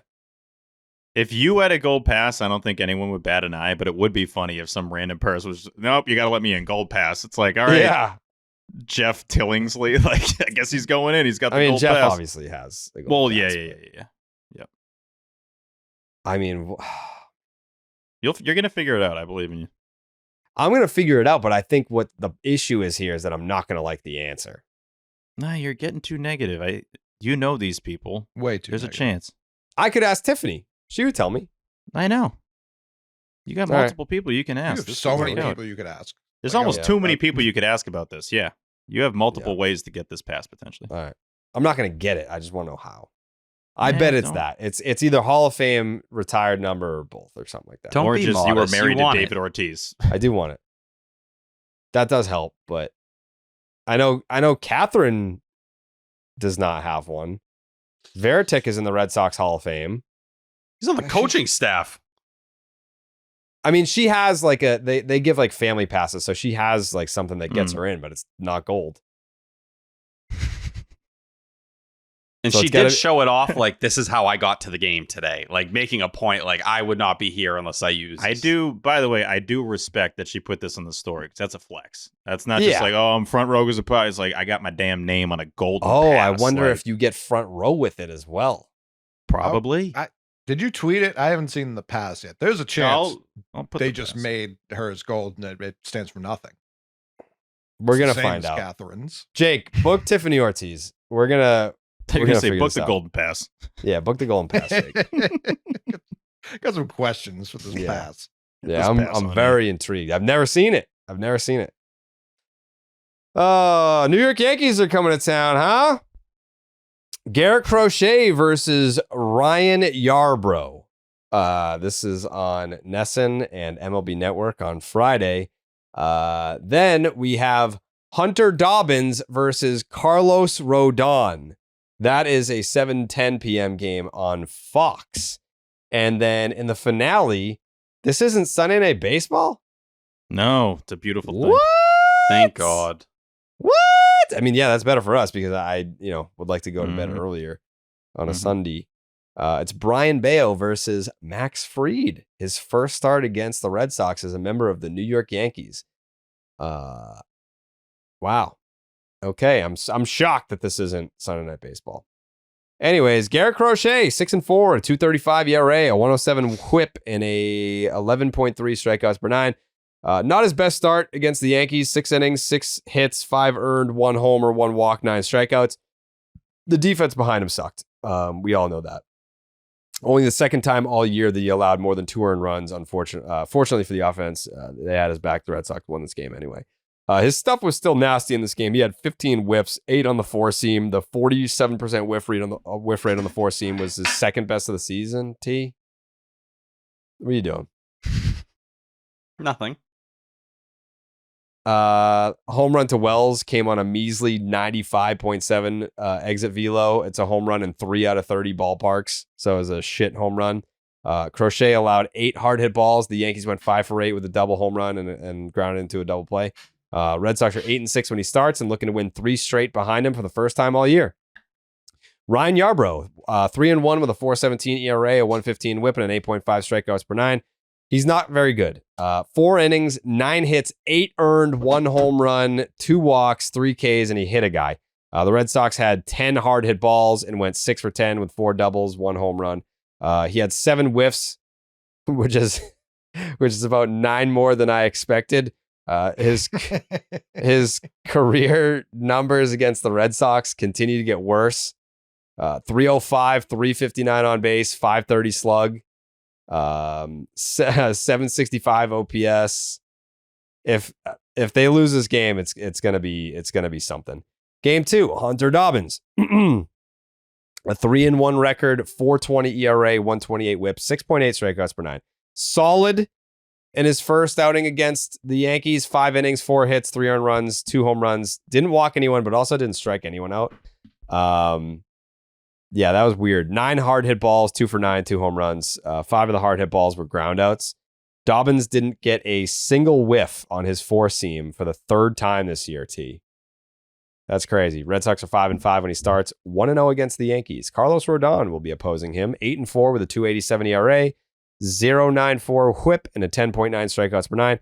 His last start, of course, was against the Red Sox. 5 innings, 3 hits, 5 earned runs, 2 home runs, 3 walks, 5 Ks, and he hit a guy.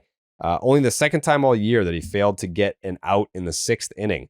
5 strikeouts, tie for the fewest all year. Only the 3rd time since April 14th that he allowed more than 1 earned run in 10 starts. Red Sox were 2 for 7 against his 4-seam, but both hits were home runs. Rodon had 15 whiffs, including 5 whiffs on 6 swings on his sinker. Red Sox 3 hits were the only hard hit balls that they had off of Rodon, with Rafaela's 110 mile an hour single being the hardest. Game 3, Brian Bayo, 2-1, a 3.96 ERA, a 1.55 whip, and a 6.4 strikeouts per nine. His ERA has been getting slightly worse each month. His slash line has been getting better and better. In April, 2 games, 3.27 ERA. Opponents hit 256 with an 8.96 OPS. In May, 6 starts, a 4.03 ERA. Opponents hit 289 with a 760 OPS. In June, 2 starts, a 4.38 ERA. Opponents hitting 265 with a 619 OPS. So that doesn't make sense. The OPS is going down, the ERA is going up. Just something to note. His ground ball rate is in the 88th percentile. Opponents are 3 for 16 with 5 Ks against the sweeper in June, but have just a 15% whiff rate. The Red Sox are 5-5 when he starts and have lost 3 in a row. Max Fried. Do you guys remember when he signed with the Yankees and I sent you guys that picture of me crying by the pool in Disney? Mm-hmm. I really wanted him to sign with the Red Sox. He's 9-1 with a 1.84 ERA, an 0.93 whip, and an 8.3 strikeouts per nine. Before I get into this, T, do you think that if the Red Sox signed Max Fried that they also would have traded for Garrett Crochet on top of that, or you think it was one or the other? No, I think they would have. Reportedly at the time we heard that they were still considering Crochet, like if they had landed Max Fried that night. I don't think Garrett Crochet happens the next day, though. I think Craig Breslow plays hardball. And there is a chance at that point they're not willing to extend as far as they were. But I still think they would have tried to get that Crochet deal done. Yeah, they may have got like Luzardo.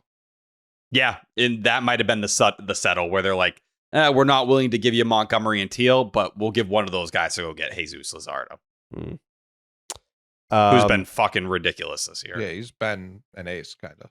Yeah, he's Who nasty. are we talking about? Jesus Luzardo with the Phils. Jesus Lizard. He got destroyed a couple times, but really good today. Yeah, he did, but the rest of the year he's been lights filthy. out. He's had two bad starts. Yeah, the ERA is a 4.40. His FIP's 2.90. Like, His very high low is inflated. probably really good. Yeah. Max Fried has failed to complete 6 innings only 3 times in his 14 starts. Two of those 3 were his first 2 starts of the year. In 14 starts, Fried has only allowed 4 different run totals. 6 runs once, 2 runs 4 times, 1 run 4 times, and 0 runs 5 times. Pretty good. He doesn't even have anything crazy, like multiple 40% whiff pitches, striking out 8 guys per 9, fairly pedestrian. He just goes out there and throws 60% 94-mile-an-hour fastballs and beats people. The Yankees are 12-2 when he starts. Their losses were the 1 6-run outing and a 1-run outing. So he has pitched well and lost 1 time. But 12-2 when Max Fried is on the mound for the New York Yankees. Again, that is Garrett Crochet versus Ryan Yarbrough. That is Hunter Dobbins versus Carlos Rodon. And that is Brian Bayo versus Max Fried. Prediction time, Steven. Yeah, the Yankees have the most homers in baseball, so just don't give up homers. I think that would be my advice if I was Fatsy. Aaron Judge on pace for 142 RBIs this season. He'd be the first player this century with back-to-back 140-plus RBI seasons. He's really good, but it doesn't matter because the Yankees haven't won a World Series in 16 years, and nobody's scared of him. I'm excited for that Crochet start on Friday night. You know he wants to feel a little better coming off the mound than he did in the Bronx this past weekend. I would love the Red Sox rotation to keep doing this 6+ innings thing. That's a really cool trend that they should try out again in this series. Roman's first career homer being against the Yankees at Fenway would be awesome, and I can kind of see that too with him having the Wally head on. So that'll be it's not an SPG, but that'll be a prediction for this series. A little scared of daytime Bayo in the finale. I do agree, Jared. I was stunned as well to see no Sunday Night Baseball, but I guess they don't want to do back-to-back SNBs for this series, even though the ratings were incredible over the weekend last weekend. Give me Sox winning 2 out of 3. I think they ride the momentum. They're not afraid of this team. Obviously, it's tough that they get freed this time, but I think they win this series, and we're feeling really good on Sunday night. The big man. Tarek Skubal,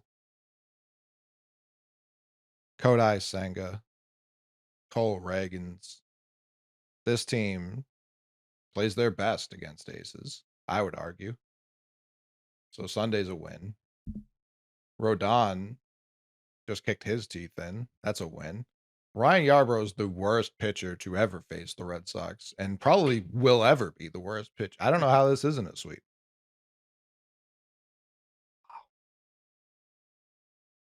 Is the last one still the Cardinals, by the way? Gotta be. Yeah. Jeez. Did they not? No, they won 3 straight concluded with the Guardians, right? But it wasn't a sweep. I think concluded with the Jays. The last 3 in a row was April 29th. So that could happen on Friday. Okay. Tyler? I think I'm going to go 2 out of 3 here. In the month of June, the Red Sox have scored more runs than any team in baseball. And as Coley said, I'm worried about Max Fried. Carlos Rodon, we've seen the Red Sox go and do their thing against him, and they just saw him. And you can say the same thing for Hunter Dobbins maybe, and for a rookie pitcher that does concern me a bit. But it feels like the Red Sox are getting hot right now at the right time. Like there's some real momentum building behind them. And the chance to win 3 in a row for the first time since the end of April seems pretty damn nice. And if you can kind of establish yourself, I think the last 2 series, you showed you had a pulse in the first one. This past series, you kind of showed you're treading water. Now it's time for the engine to go. I think we're going to see this team make a statement and show they have balls. It starts with your ace on the mound on Friday. Ryan Yarbrough, 7.65 ERA against the Red Sox. Good night to you. I'm going to take 2 out of 3. Let's go Red Sox here. And hopefully this is the series we've seen the last couple years, whether it was against New York last year or against the Blue Jays in 2023. This is where they get hot for the next month and a half and convince the front office to do something. Man, I love Coley's logic, but here's where I can't align with you. It's a day game, and it's Bayo. If it were a night game, go. I know if it were a night game, I think I would have joined you in a sweep. But because it's a day game, it's going to suck, but it's going to be 2 out of 3 losing the finale. I think the Yankees salvaged the series on Sunday. Unfortunately, just because it's not Sunday Night Baseball. If it were Sunday Night Baseball, I'm with you. Sweep. Both pitchers can get shelled. Like, that's an option. Yeah, I don't know. 2 good starts from Bayo in a row has me sweating. I can't lie. Yeah, I mean, they were at night. Yeah, day game Bayo, I'm out. 2 out of 3, win-win loss. Jake, what do you got? I've been waiting to say it since I was buried face down under a pyramid in Egypt. It's been a while. I mean, what are we even talking about? I got the Red Sox in a sweep. It's a fucking sweep, Jake. Let's go. Jake's going sweep. I'll go on top of what Steve said. I think Campbell and Roman Anthony both hit their first Fenway home run in the same game. It is crazy Campbell hasn't done it yet. He's got Jared? 6 or 7, Jared? Can I add a caveat to my prediction? Mm-hmm. You already did, but yeah, keep going. What was the caveat? You said if it were at night, which they could easily flex that. I don't think they will, but Jared. So we haven't gotten to the weather look ahead yet.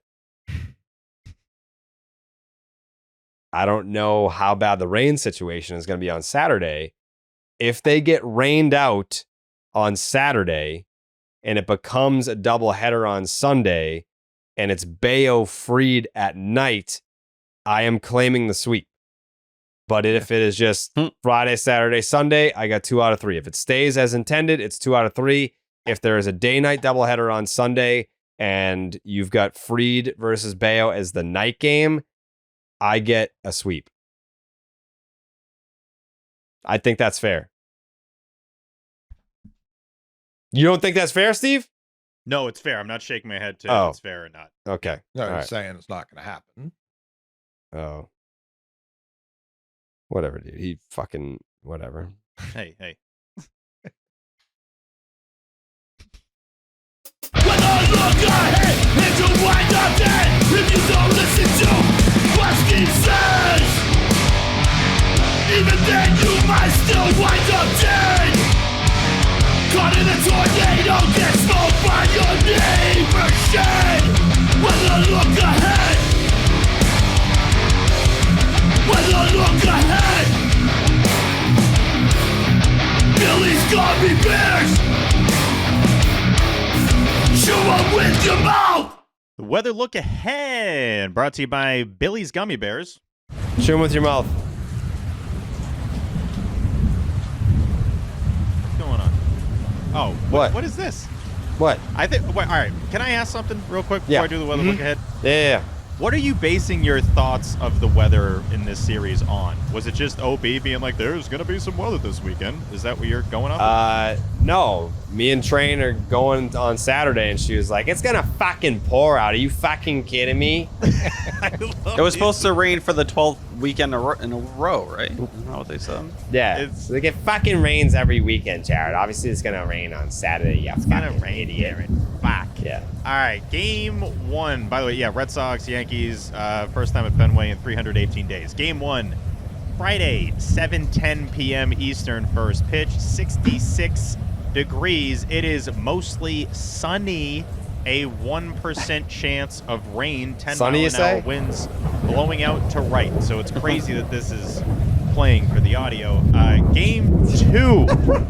Saturday, 7:15 p.m. Eastern, first pitch, only on Fox, This one's bad. 59 degrees, Ooh. cloudy, Jared, Yeah, a but- 24% chance of rain, but outside of some potential little drizzle, bad. they should be fine. Nope. Sounds real bad. 11 mile-an-hour winds blowing out to You hear that? center. Could be a fun night at the ball yard with some bombs. That's, if I were to guess the game that Roman goes deep, Yeah. it's Saturday night. Loud Game thunder, though. 3, Sunday, 1:35 p.m. Eastern first pitch, only on Nesson, 62 degrees, cloudy, 23% chance of rain. But again, outside of potential drizzle here or there, should be fine. 9-mile-an-hour winds blowing out to center. So not the best weather weekend, but definitely not thunder and storms at Fenway Park. For Jared's caveat, what if it's a 1:35 start, both pitchers go like 3, there's a rain delay, and Fried and Bayo are both knocked out? Yeah. I'm just saying right now, I'm not predicting any rain delays in this series. I am. I know you are. Yeah. They're playing Friday, and then they're not getting another game in the rest. Yeah, of I don't think they're going to be able to play on a field that's got 3 feet of water, Steve. They are start to finish. Again, I'm not sure where you got. I guess it's from Train, but they are start to finish in this series, playing it all the way through, no delays. Yeah. Wow. Whatever, dude. That is your weather look ahead, Jared. Brought to you by Billy's Gummy Bears. You chew 'em with your mouth. Yeah. If you want to go to these games, you have to download the Game Time app. What? No, I was about to ask about Game Time, so Jared's right on it.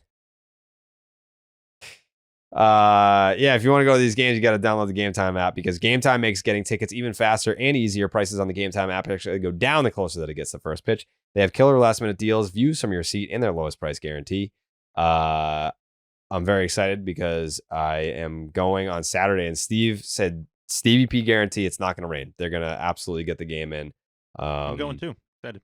Yeah, were you gonna hang out with me or no? I didn't know you were going. So no, I've only said it 500 fucking times. No, well, just now, right? No. I've been saying it. Where else were you saying this? Jake, have I been saying it or no? Saying it all day. I mean, I haven't stopped saying it. I will say it's nice having Jake back because then you go to Jake, you kind of have a feel for you're gonna get a zinger. It's like Cake would have been like, "Fucking, I don't care." Yeah, well, I mean, Cake loves the Yankees. They go Yanks. Yeah, true. They got last minute deals. Save up to 60% off buying last minute tickets for sports, concerts, comedy, theater, and more. Save even more when you choose a section and you let Game Time choose the seats for you. Know your total up front with no surprise fees at checkout because those fees are included. Get a panoramic view from your seat in the app before you buy your tickets. The lowest price guarantee or Game Time will credit you 110% of the difference. Your purchase is covered with the most flexible customer service policy in the ticketing industry today. Take the guesswork out of buying tickets with Game Time. Download the Game Time app, create an account, and use the promo code SECTION10 for $20 off your first purchase. Terms apply. Again, create an account, use the promo code SECTION10 for $20 off. Download the Game Time app today. Last minute tickets, lowest price guaranteed. Coley, did you have something that you wanted to add? Well, it's kind of about what you just said. Like, can Steve guarantee your garment choice? Like, does he need a jacket? Does he need a umbrella? Like, what kind of garb should he be rocking to the fence? An eye patch. Tricky. It's tricky. I would say like a light pullover, like a water repellent pullover is a good. So it's gonna fucking rain. No, I'm saying just in case. Drizzle might happen again. This isn't like an SPG of no drops. Just no delays. Oh. Yeah, I'm kind of. Train are gonna have a blast. Hopefully, I see you. She's not gonna go outside. She'll stay in at the bar. Shout out to Darren. I don't even know like what she orders for a drink, but like Darren at the bar in the Aura Club, I'm like, what does Train get? He's like, I got you, and he goes over and there you go. I'm like, I don't even have to ask her, what do you want? I just say, Darren, what does she want? And then he's like, bing, bing, bing, bing, bing, bing, bing, boom. How does he make the drinks? Bing, bing, bing, bing, bing, bing, boom, like that. Okay. Mm-hmm. Yeah. Mm-hmm.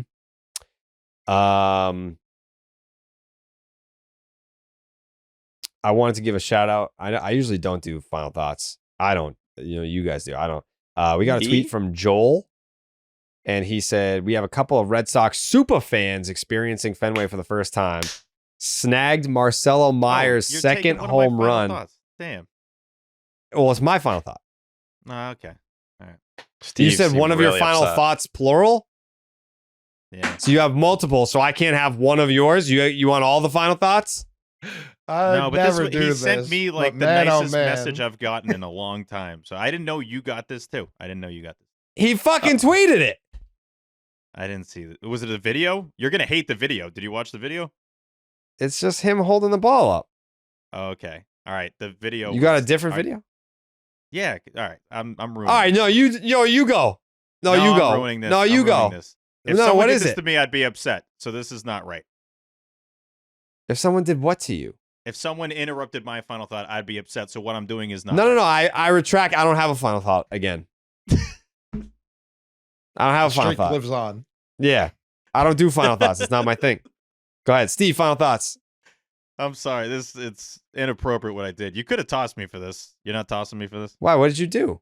I just cut your final thought off. I think. That's See, ridiculous. because I never have a final thought, so I don't know how this works. I never have a final thought.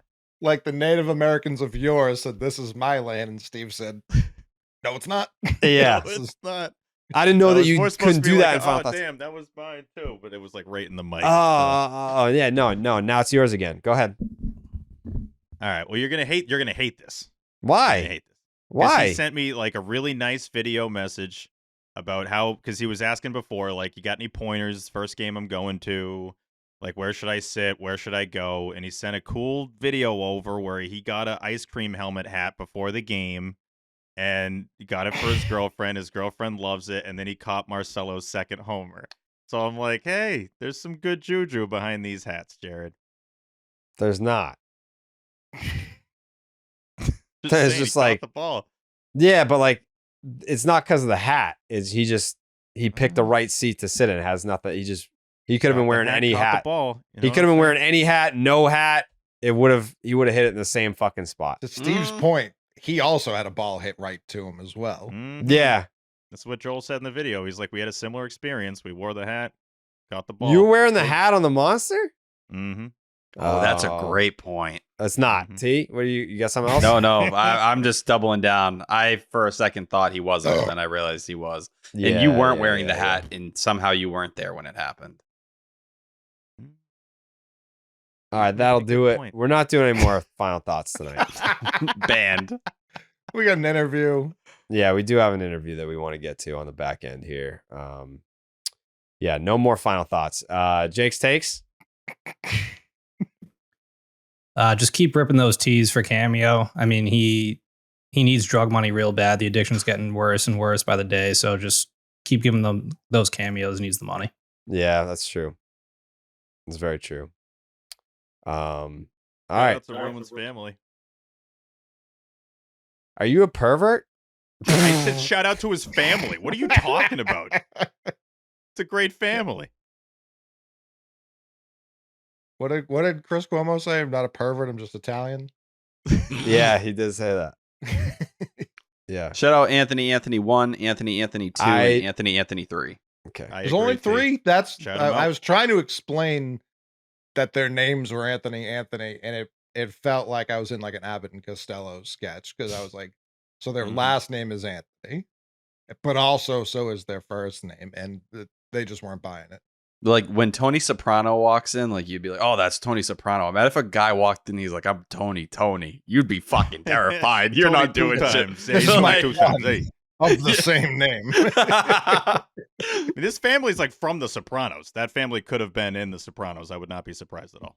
When they cut to him, it was the most shockingly Italian family I've ever seen. And again, his name's 100%. Roman Anthony. Like it doesn't get more Italian than that.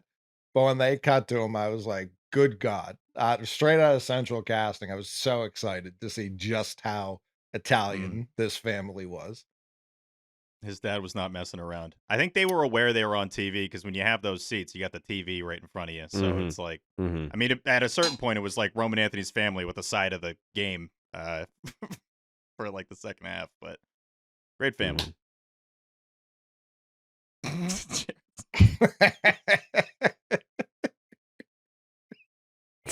T.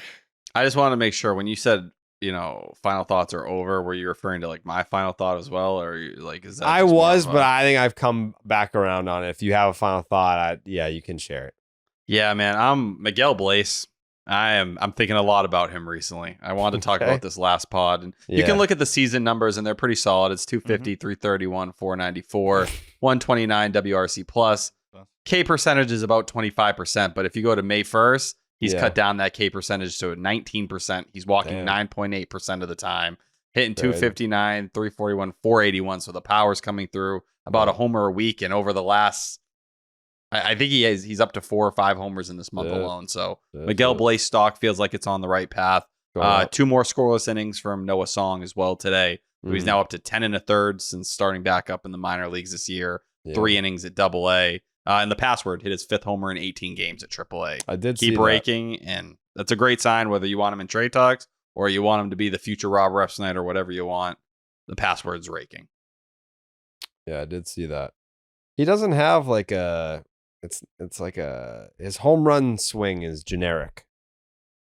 He hasn't like ripped one yet. Some of those AAA ballparks have those low left field fences, but when he rips one, like he was getting Manny swing comps. That was like common a year ago. Yeah, preach. Been there. Can I make a quick point, Jared? I know this is against the rules. No.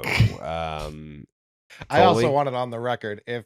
If you're hopeful comp for someone, and we all love the password, folks, don't we? But if you're like hopeful comp is like future Rob Refsnyder, you trade that guy well before he reaches the major leagues. Yeah. Coley, did you have a final thought? You gotta trade anyone that's like the future Rob Refsnyder. I really want that locked in. And we all love Rob Refsnyder, but as prospects, when we're talking specs, that guy's gonna be on the trade block for sure, for sure. Blaze Jordan keeps doing Blaze Jordan things. I know T's not going to talk about him, but he continues to be that guy. I'm excited for him to literally join the Red Sox at some point this year. What a turn of events for my guy. You guys want to shit on Miguel Blaze, but he was a guy who was like considered a top 3 guy in the system and is still only 21 somehow. So there's no reason to be like out on him. He was just hurt. Jose Alcala is going to be sick. That was like, shout out Craig. He didn't wait till the deadline to get a bullpen move. His bullpen is drowning. This is a guy the Twins didn't really need, honestly. And he, like T said, they got Giovanni Moran from them early in the offseason. So going back to that well, like that well is still open. You never know what else might be out there because the Twins often like to sell shit. So that's just a good well to have open. Shout out Craig. I do agree with that. I think you made that point last year where it's like the teams that you trade with, you stay friendly with. Mm-hmm. That's a good play. All right. Still have that interview with Dario Pizzano that we're going to hit on the back end here. Enjoy your off day. It's nice. It's earned. Rest up. Big weekend of arc building. Gather your animals by the twos because there's no fucking way they're playing baseball on Saturday. There's going to be so much rain, you don't even know what to do with it. SPG, they're playing. Wow. Clown costume? Yeah, this is about rain out, right? Like, they can have a delay, but I don't even think that's going to happen. Yeah, we can bring back the clown costume for this. They are not getting rain out on Saturday, brother. What was the last costume bet for? The sweep, which they were not going to get swept by the Rays. So nailed that. Oh, yeah. No, that wasn't even particularly close. Yeah. My arms are so tired. Why are they still up? Put them down. I'm waiting for you to finish. Pause. Why'd you tell him? Because I'm getting tired. We're going to be here for another hour. Yeah. See, he wouldn't do that. Said nothing. It's like, hey, guys, my arms. Like, we just wouldn't have known that they were tired, but you said it. I wouldn't have known that you were doing this for me either. All right, my final thought. It was my daughter Fallon's birthday today. Shout out. Happy birthday, Fallon. Steve, did you call to wish Fallon a happy birthday today? No, I didn't. Happy birthday, Fallon. Yeah, happy birthday, Fallon. Yep. But we went to a zoo in Maine, which didn't even know that existed. Went there. First animal I see staring at me over the fence. Camel. What was it? Oh, Camel. wow. In 2 Maine? Fuck you.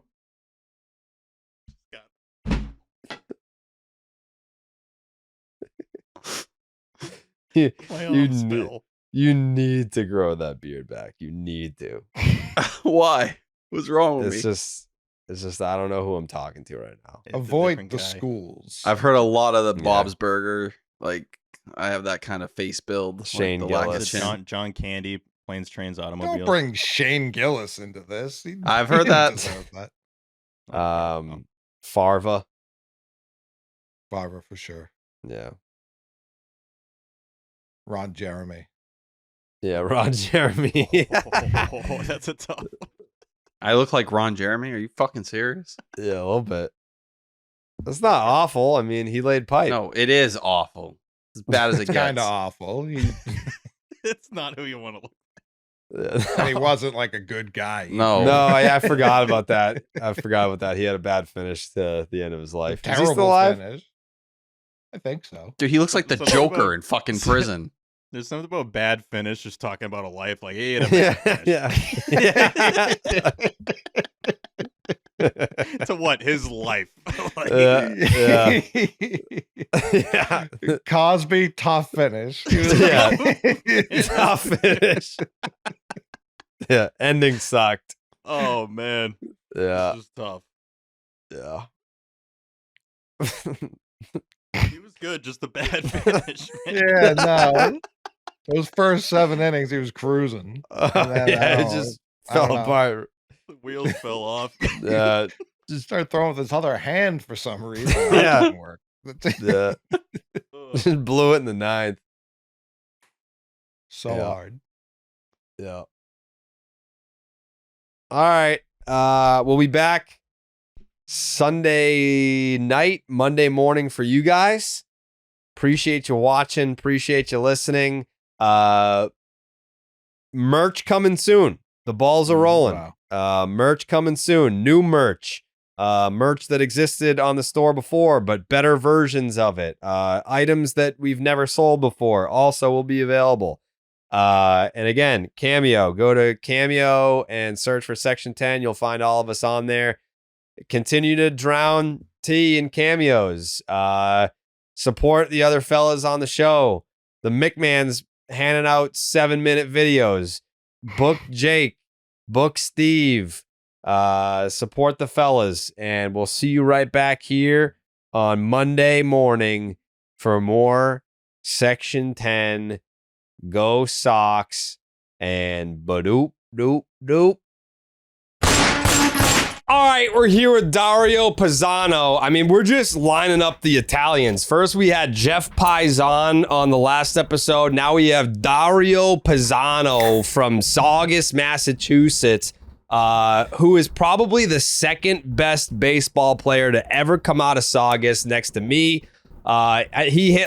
He hit 600 in high school, and then maybe he played some Ivy League college ball. Maybe he got drafted by the Seattle Mariners. Not a big deal. Again, I chose not to play professional baseball because I knew that podcasting had a longer, more secure career path for me. Dario said, I'm going to play pro ball. So he played pro ball. That's pretty much as it happened in your recollection? I think you're pretty spot on. I mean, the Rocket was obviously the best pitcher and player in Saugus ever. Yeah, clearly. I was always just trying to be a little bit, and you're a couple years older than me. I was trying to follow in your footsteps a little bit. I think when we played our Legion teams when we were younger and you guys were older, I think that one time we beat you and Joe Dominski by like 20 runs. I think I hit a double or a home run off you or something, but that was like me passing the torch though. That was like, all right, like here's this like young kid and lefty, obviously, it's kind of a short porch in Saugus. Like, let me groove one for him and then we'll see what happens. And then what happened? You got drafted. And like, that was the day that you look back on. You're like, that's when I really started to have confidence in myself. Like maybe I could do this. I was going to say, I really do think that might have been the thing where it clicked. Like you gave me the confidence, like, wow, these older kids from Saugus, Mass, like that powerhouse of a baseball town. Yeah. If I can do it against them, I think I could do it at the highest level. It had nothing to do with the Little League World Series hitting off of Devin Travis and Michael Broad, who were big league guys or whatever. But Randall Grichuk? that day. No, yes, Randall Grichuk, Jonathan Scoop, Devin Travis, a couple other guys, Brady Rogers, some big league guys I faced off against. But it was you, not them. I agree. No, I'm glad that you said it because I didn't want to have to say it. But for anyone that doesn't know, Dario was on the 2003 Little League World Series team from Saugus that I reference all the time because Dallas Braden, my Baseball is Dead co-host, he wants to poo-poo the competition in Saugus. What people don't know is that when Saugus went to the Little League World Series in 2003, second in the country, fourth in the world, that was just half the town. That was Saugus American. We had Saugus American and we had Saugus National. I played Saugus American. The third baseman who, weird, I guess, crossing of worlds here. The Deli boys, Tommy G and Prosciutto Papi. Isn't that Yano's dad's deli? New Deal. You know it's Big Yano's Deli. I've never been there. I've never been there. My God. It's so them. Yano's dad, Yano, owns the deli that the Deli boys make their content at. Yano was the third baseman for the 2003 Saugus Little League World Series team. Yano played third base when I was too old to play Little League. So he came in and I was the third baseman. When I was too old, he played third base. Ended up on that team. So all that to say, what a journey it's been in your life from Little League World Series team to me passing the torch to you, giving you the confidence to be able to play professionally, getting drafted, being in the Mariners organization, being in the Mets organization, to now here we are, MS for MS, which is it's a cause that hits home with you personally. Explain that to the listeners. Yeah, I mean, I'd love to sit here and talk about all our Saugus stuff that we went through, but the real reason you are so kind enough to have me on for the second year in a row to pitch our MS for MS event. So this is a nonprofit supporting multiple sclerosis. My connection to it is my mom. Jared and I actually grew up right around the corner from each other in Saugus, a couple of sachems. Like our streets are parallel. His was like above mine, parallel. But they're parallel. Yeah.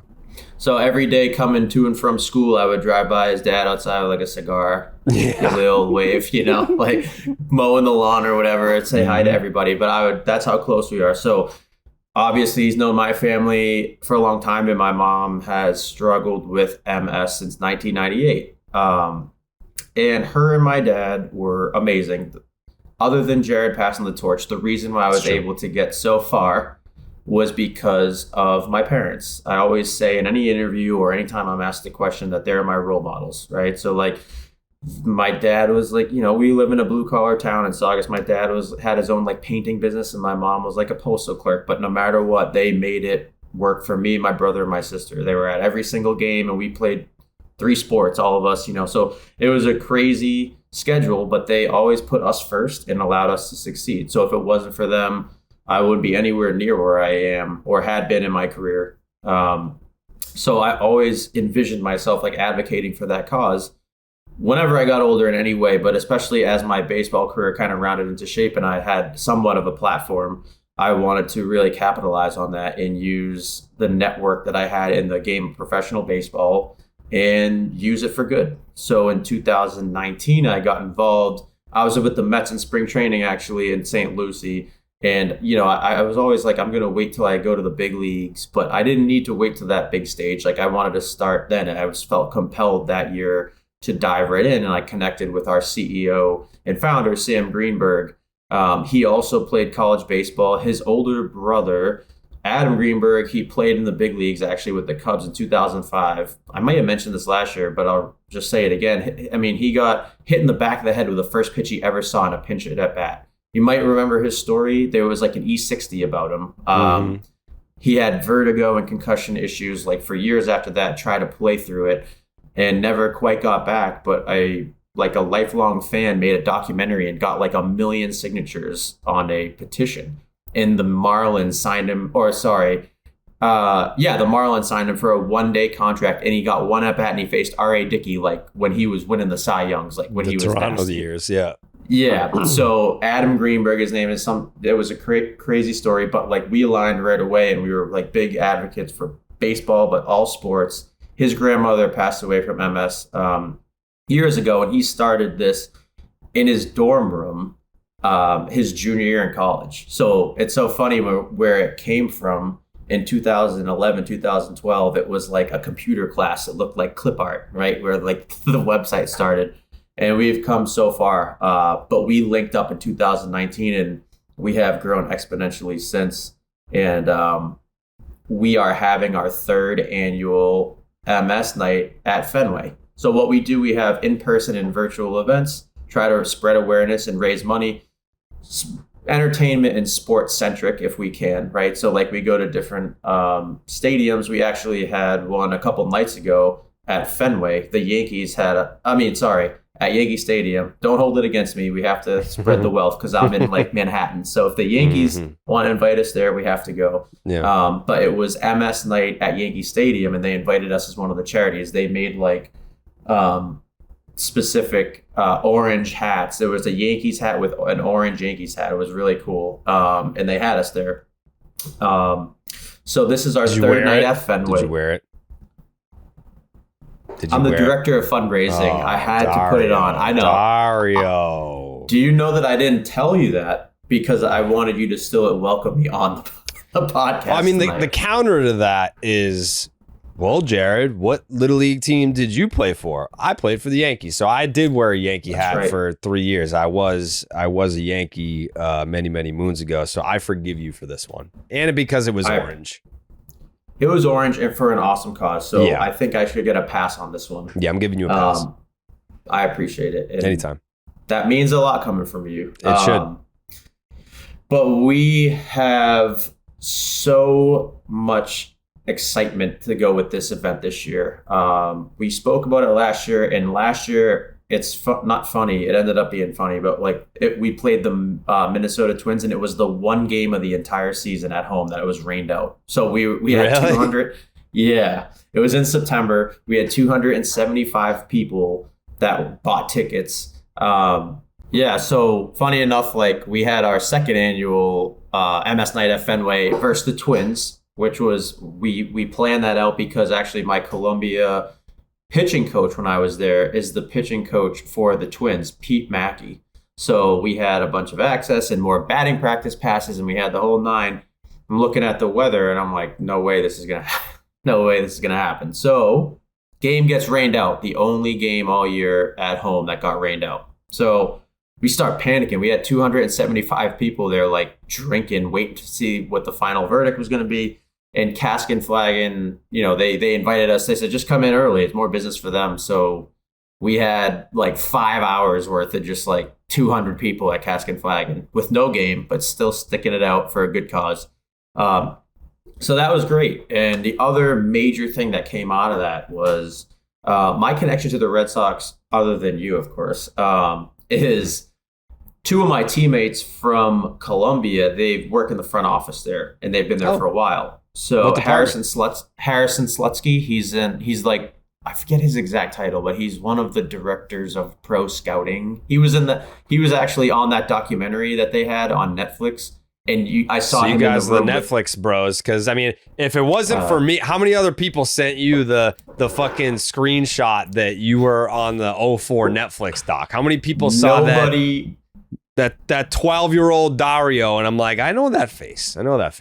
You obviously were the one that saw it 3 weeks before it came out. So when you texted me that, I was like, holy shit, And then when it came out, I had probably 20, 25 people be like, did I just... And then I go to work, and this girl I work with was like, did I see you on Netflix this past week? And I said, yeah, that was me. It was funny. So it was... What were you saying crazy. In it? You were like, I love Noma. Noma's my favorite. I said, Noma, he's one of my favorite players. It was an interview they pulled from a random appearance after the World Series. I didn't even remember that, but it was... I'm glad they included it. So I got no residuals from it. So that's kind of shitty. But so we should sue. We'll talk offline about legal action. Yep. Yeah. So so Harrison Slutsky, he was in that awesome documentary that was also well done. Following the season last year, it was awesome. He was in the room with Craig Breslow a lot. I texted him. I'm like, dude, you've been in this. You got a lot of FaceTime in this. But he connected me with the right people, the ticketing people and the merchandise people, So But he had mentioned to me, like, this cause means something to one of our front office people. They actually just got diagnosed, and they don't really want to be out about it yet. They don't want to really talk about it yet. So, but we're supporting you. I'm like, okay.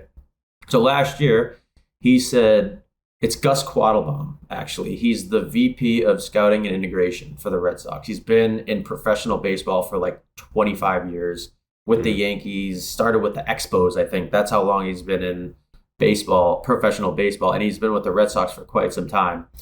He actually got diagnosed with MS. So he had recently, before our game, did like a segment on the NESN pregame show with Tom Caron, talking about his diagnosis and what he's been going through and what he does to just talking about his MS. But he was ready at that point to like meet us. So when we did our like little segment on the NESN pregame show with Tom Caron and Jim Rice, he was like waiting outside. And he introduced himself to us and we talked. It ended up being where Gus played college baseball at Davidson with my college coach from Columbia, Beretti. So they are really good friends. And his brother, Hugh Quattlebaum, who's a bench coach for the Braves now, he was the hitting coordinator with the Mariners when I was there. So like the ties ran deep, never knew this. And he decided like, you know what? I love what you guys are doing. It's awesome, and I really am ready to like be an advocate for it. So he's actually one of our newest. He's our ambassador. He's on our team. So if I thought I had access by having a network in baseball, I am a pipsqueak loser compared to him. So like he was able to get this year. He was like, "Let me work. I want to do what I can." So this year, like, so excited to talk about. It's June 14th.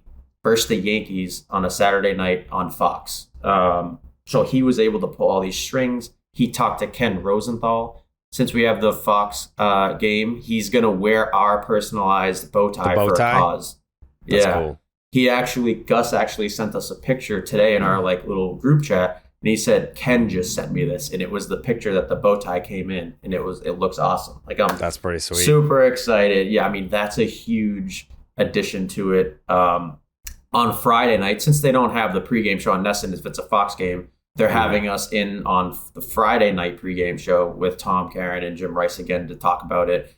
And our main sponsor this year is actually Wild Soul. So that is your buddy, Breggy's, him and Reagan's. They co-founded this salsa company, and they agreed, like we talked to their PR firm. Actually, we spoke with Reagan like on Instagram, and she talked to Alex. She's and the like best. she was so awesome. She brought it right to like their CEO and people in charge, and they're trying to expand their brand, especially in Boston with Alex being like a new player in the city.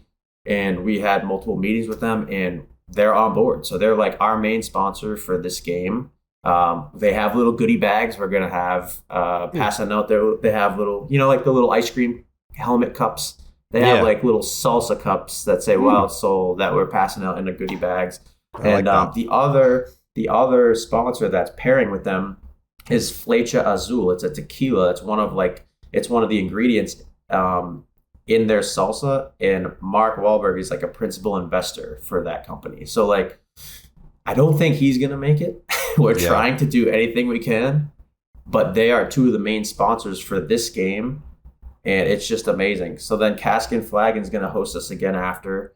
They're doing even more. They're like making a special orange Moscow Mule or whatever the drink is going to be, where they help us with raffles. Like I know Bregman's involved, so he's given us a couple autograph bats to like auction off with his company. It's really cool. It's just so amazing. We had 350 tickets this year. They sold out 2 weeks before. So like I wanted to come on and let's get the word out for the tickets. Yeah. And I had been texting you and I'm like, they sold out. They sold out a week and a half ago now, 350 people. And like, that's incredible. Good for you.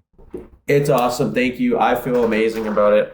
We went up from 270 last year, and I knew like there'd be interest because it's a Yankees game, right? But like, I couldn't believe how quick they went. And we're in the bleach. We have a couple sections in the bleachers, and then in the grandstand, we couldn't even put that many tickets together for a Yankees game. They didn't have that available. But they gave us they worked with us. It was amazing.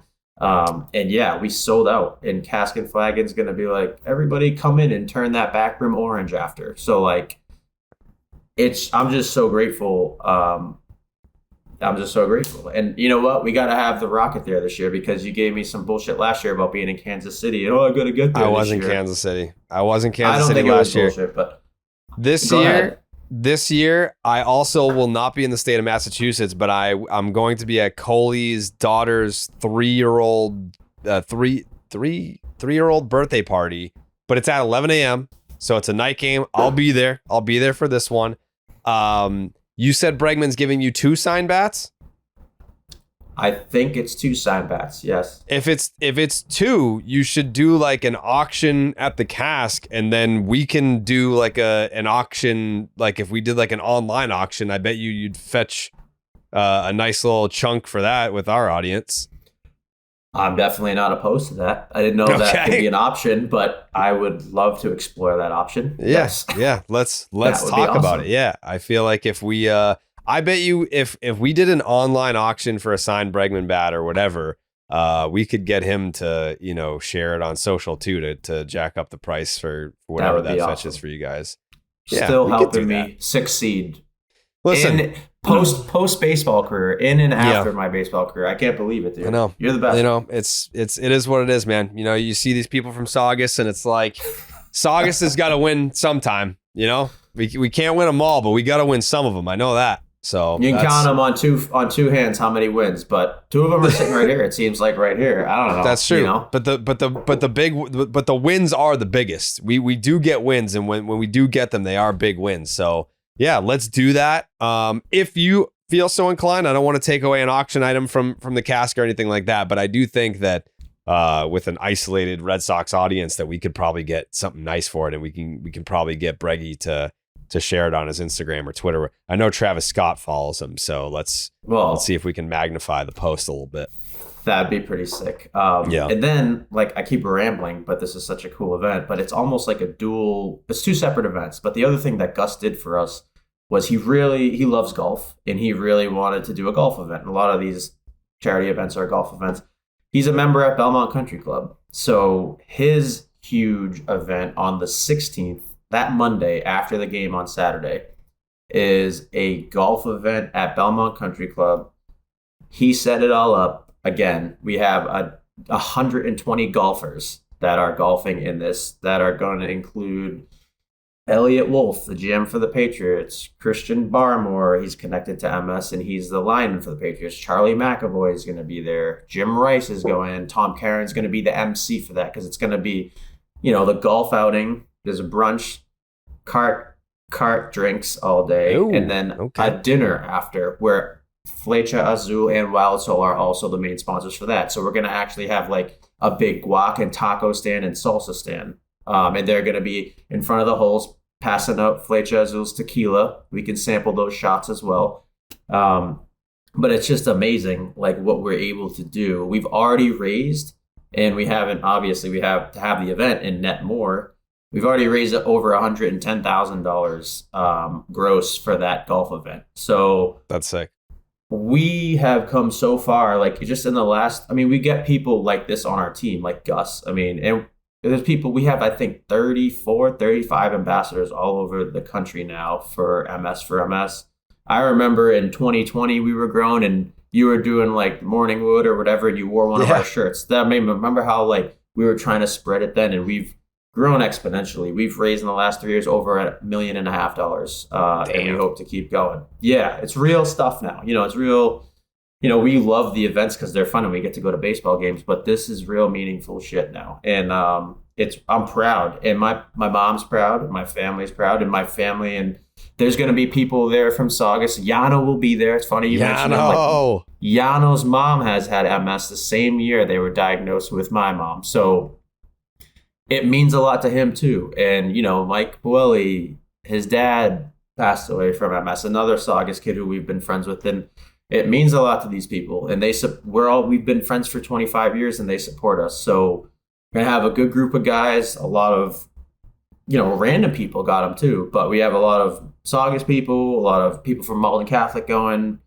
My family obviously is in the area. some coworkers from JP Morgan in the Boston office, some of my brother's friends, the Rocket, and et cetera, et cetera. So I am just grateful for the opportunity, again, for you to have me on. I know how busy you are with 2 different podcasts and everything you're doing, and you support the local guy and a couple of schmucks, sachems from Saugus, like get together, talking about a good cause and support means so much to all of us.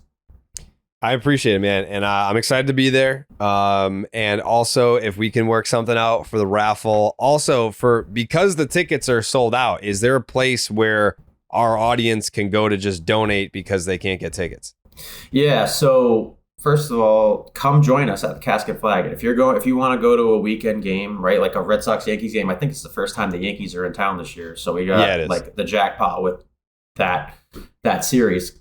Come hang out with us. Come say hi to us. We're going to be a sea of orange. The whole back room at Casket Flag is going to have, they're helping us with drink specials and donating a percent of, like, they're doing raffles for these items, such as one of the Alex Bregman bats, at least. Get some free salsa. Support Alex Bregman, the all-star third baseman. Here's to a speedy recovery for him, because Lord knows the team needs it. Big time. But yeah, come say hi, come get involved. If you're inclined, donate too. I mean, we have our homepage is www.ms4ms.org. I'll give you all that information so you can clip it in any part of the socials that you put on there. And then there's in the menu, there's a big donate now. I don't think you can really miss it. But if you feel inclined, every dollar matters. If this cause means a lot to you personally or somebody help us out, help us keep growing. And this is just the beginning, right? So like we've come so far, and this event with Gus's help has grown so much. I mean, the Herald did an article on it, the Globe did an article, all the local papers, the Saugus Advocate, can't forget that. The Daily Item. This is where you got your start, right? In Red Sox Players for the Saugus Advocate, and they wrote about our event. But every kind of this little like advertising tour, this PR tour mattered. And give us a shout. Come say hello at Casket Flag. And if you feel inclined, please donate, because it really means a lot. And those dollars add up. We're lucky enough and obviously happy and appreciate selling out. But come get involved in any way you can. ms4ms.org is the link. Donate if you can. That's Dario Pizzano. Thank you so much for hopping on. You should be very proud of yourself for selling out and all the stuff that you guys have been doing. And I will see you on June 14th at Fenway Park. Looking forward to it. Thanks for having me on. Like I'll reiterate it one more time. Appreciate it. It means a lot. It's meaningful. And you've always been supportive. So thank you so much. You deserve it. Buenas noches, amigos.